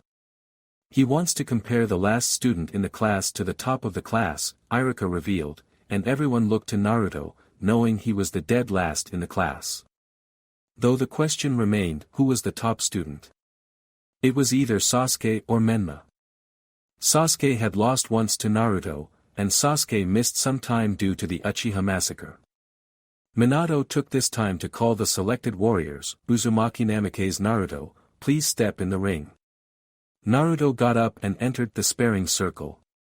He was interested in his oldest fight firsthand and see if the reports were accurate. "Uzumaki Namikaze Menma, step up and see if you can keep the title of Rookie of the Year." A pin drop could be heard by how silent it was. Irika looked like he was trying to catch flies with his mouth hanging open. Menma did as he was told and stepped into the ring. Minato wanted to test his sons, to see if they're ready for their coming battles. While he had an idea where Menma stood, he wasn't entirely sure where Naruto stood. This was his chance to determine if Naruto would be a liability to the other two. Irika started talking, "Alright, listen up, you two, I want a..." He was interrupted by the Hokage. "How about I proctor the match?" Minato left no room for argument. Irika nodded, obeying the leader. Minato then looked at the two and, instead of his usual chipper expression, turned to a serious one. "Alright, you two, I want a clean fight. Taijutsu only. Am I clear?" He received nods as his answer. Minato gestured his hand up and then swiftly brought it down, "Hajime." He then stepped back and watched the two clash. The fight started with both teams feeling each other out. Naruto would assault, making Menma go on the defensive. The opposite would happen and then back to the first time. Naruto changed it up first when he copied a move he wanted to try for a while. Menma launched a punch to Naruto's face. Naruto ducked under and shot a kick up Menma's chin. The kick landed, making Menma fly in the air for a moment. Menma righted himself in the air before landing on his feet. Menma rubbed his chin, interested that Naruto copied an attack that caught him by surprise. It was interesting, to say the least. Menma spit some blood out before dashing forward and before jumping in the air with his leg raised. Menma brought it down but blocked it with both his arms. However, it was a distraction as Menma spun off the guard and slammed a kick into Naruto's head. Naruto went to the ground but rolled away. Naruto smirked before he rubbed the pain away. It was an impressive display by both teams. Naruto retaliated with a kick to Menma's side and followed with a snap kick to Menma's head. Menma had to retreat again when Naruto charged. Naruto's blows were heavy, and Menma's arms stung from blocking. Thinking Naruto got lucky with his fights with Sasuke, Kiba, and Shino, Menma would let the dance go on before ending it without his full might. Now he realized he would need to take this seriously. Menma shook out his limbs and jumped on the balls of her feet. He sprang forward and waited for Naruto to strike. Naruto punched, but before he could connect, his jaw was socked, and a kick made it home in his side. Naruto winced in the pain as he struck out wildly. When he hit nothing but air, he saw Menma head back away. Naruto squinted his eyes in confusion, but they quickly widened when within the blink of an eye, Menma was upon him. Menma got in fast, shooting lightning-fast jabs and kicks one after the other. Then before Naruto could get a hit in, Menma would retreat just as fast before repeating over and over again. Menma was using the taijutsu his father had developed, Hakadoriken 1. It was quick, brutal, and effective. It was supposed to work hand in hand with the Hiraishin. However, Menma was nowhere near that level yet. Minato had high hopes that Menma would be the one to carry on the Hiraishin. Naruto started to get frustrated as he let out and swipe, only to hit the air. He grits his teeth after Menma landed another blow to his stomach. Naruto lashed out a blind kick, but it didn't land. Menma continued to spring back and forth, all the while landing hits. Naruto changed tactics. He closed his eyes and let his other senses pick up what he couldn't see. Minato looked on, impressed with Menma. He was doing excellent with the use of his taijutsu. He was disappointed with Naruto, to say the least. Naruto was blindly lashing out an attack where Menma used to be. To Minato's surprise, he saw Naruto close his eyes. Now that's interesting, Minato thought, seeing his older son adapt. Naruto let his ears and nose guide him. He picked up Menma's pattern, and with a smirk, he struck. His fist smashed Menma in the stomach. Menma retreated and regained his bearings. Menma looked at Naruto to see his eyes are still closed. Opening his eyes, he smirked at Menma's surprised reaction, "Keep coming. I figured out your little trick." Menma was not deterred and tried again. Naruto smirked and swept Menma's legs out of from underneath him. Menma fell in front of Naruto, and he capitalized. Naruto continued to spin and raise his leg up high before bringing his heel down hard on Menma's face. Naruto jumped back to give Menma some room, to be cautious. Menma laid on the ground, stunned. He was never hit as hard as this. He pushed up on shaky arms. His left cheek was starting to swell, and the copper taste of blood swished in his mouth. He got to one knee, defiance burning bright in his eyes. He grits his teeth while swallowing his pain. Naruto's foot was next to his cheek. Menma looked from the foot to Naruto. His eyes were that of a beast, daring him to attack. Anger burned through his being, not liking the way Naruto looked down on him. Naruto's eyes widened when he felt the air around him become hot. He witnesses Menma go through a shallow metamorphosis. Menma's eyes became slits while the irises turned a bright crimson. His hair became wilder, and his cheek marks became more defined. Then came the killing intent. Naruto could only compare it to Cringen's. The hair on his neck stood, he broke in a cold sweat, and he felt his heart beating like a drum. Naruto swore he could see a monster come to form behind his brother. It was a beast with burnt orange fur, 2 long ears, razor-sharp teeth in its maw, and the 9 tails that fluttered behind it. Naruto fell back on his teachings as he kept calm and did what Cringen had taught him. He unleashed his own killing intent, and all hell broke loose. Irika had a flashback to the night his parents were killed as he felt the energy and animosity in the room. He looked to his students and could see the majority of them were a shade whiter than normal. Some were even on the verge of tears. He looked to the Hokage to stop this and found that he was just as shocked as he was. However, it didn't last long as Minato was in between the 2 boys. Minato's arms shot out, one towards each boy. He then called out with his full authority in leaking killing intent, "Stop. That's enough." Both boys looked to their father, and instantly their killing intent diminished. Minato glared disappointedly as Menma, and he found the ground fascinating. Naruto won the bout, performed the seal of reconciliation, Minato ordered, and Naruto was the first to put out his finger. Menma scowled at Naruto's hand before shaking it reluctantly. Minato looked at Menma carefully, making sure that nothing else happened. Putting on a brave face, he then addressed the room, "I can say proudly that you all have earned the right to be called shinobi." He got a round of applause and cheers from the students. "Go home. Celebrate with your families, and a week from now, you will meet your Jonin sensei. I look forward to seeing how your careers progress." Minato finished, and the students started to diminish. All except 3, Narumi, Sakura, and Hinata. Narumi watched and waited for her brothers and father to make sure nothing extra would happen. Sakura stayed only to cast a worrying glance at the black-haired Uzumaki Namikaze. Hinata did the same on the blonde one, but she left when the pinkette left. Minato could have blown and reprimanded Menma for what had nearly happened, but he had other things on his mind. "Let's go tell your mother the good news," he said nonchalantly while motioning for Narumi to come with them. Narumi smiled brightly and joined them. It warmed his heart to see his daughter happy and not stressed. His eyes then slid from his oldest. He couldn't believe what he had witnessed. It wasn't that Menma started tapping into the Kyuubi's chakra but that Naruto hadn't backed down and unleashed similar killing intent. In the back of his mind, the prophecy lingered, the last will find a friend. With power, none will comprehend. The friend will pass on power. Power of a warrior. The warrior will either be the world's mend. Or its end.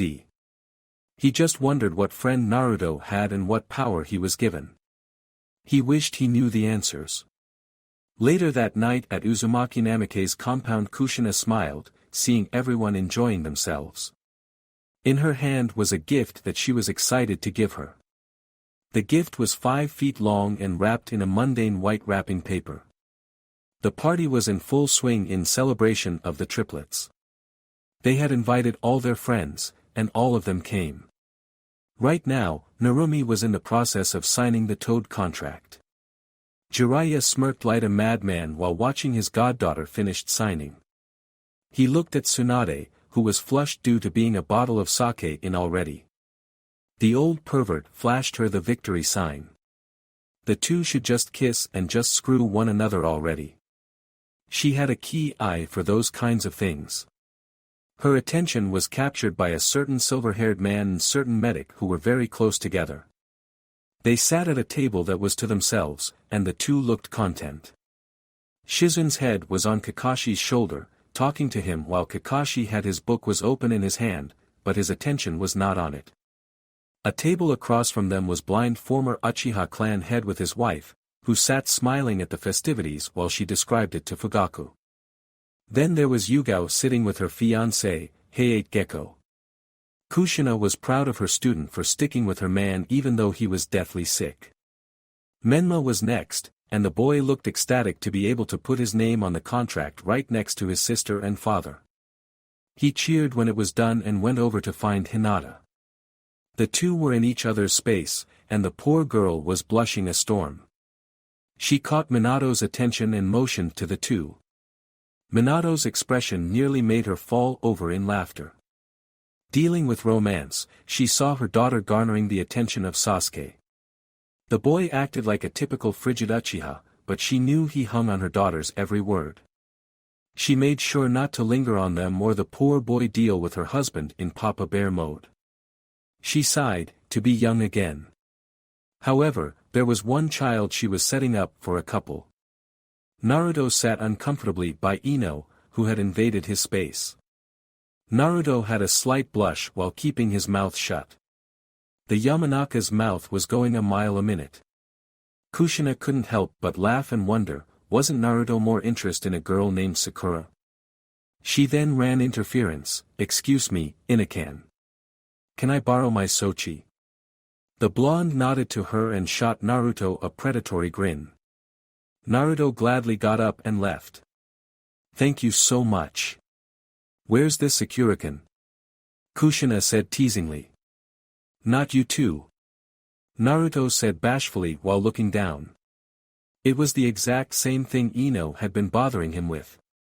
Did he like Sakura? Yes. In the way she kept implying, he doesn't know.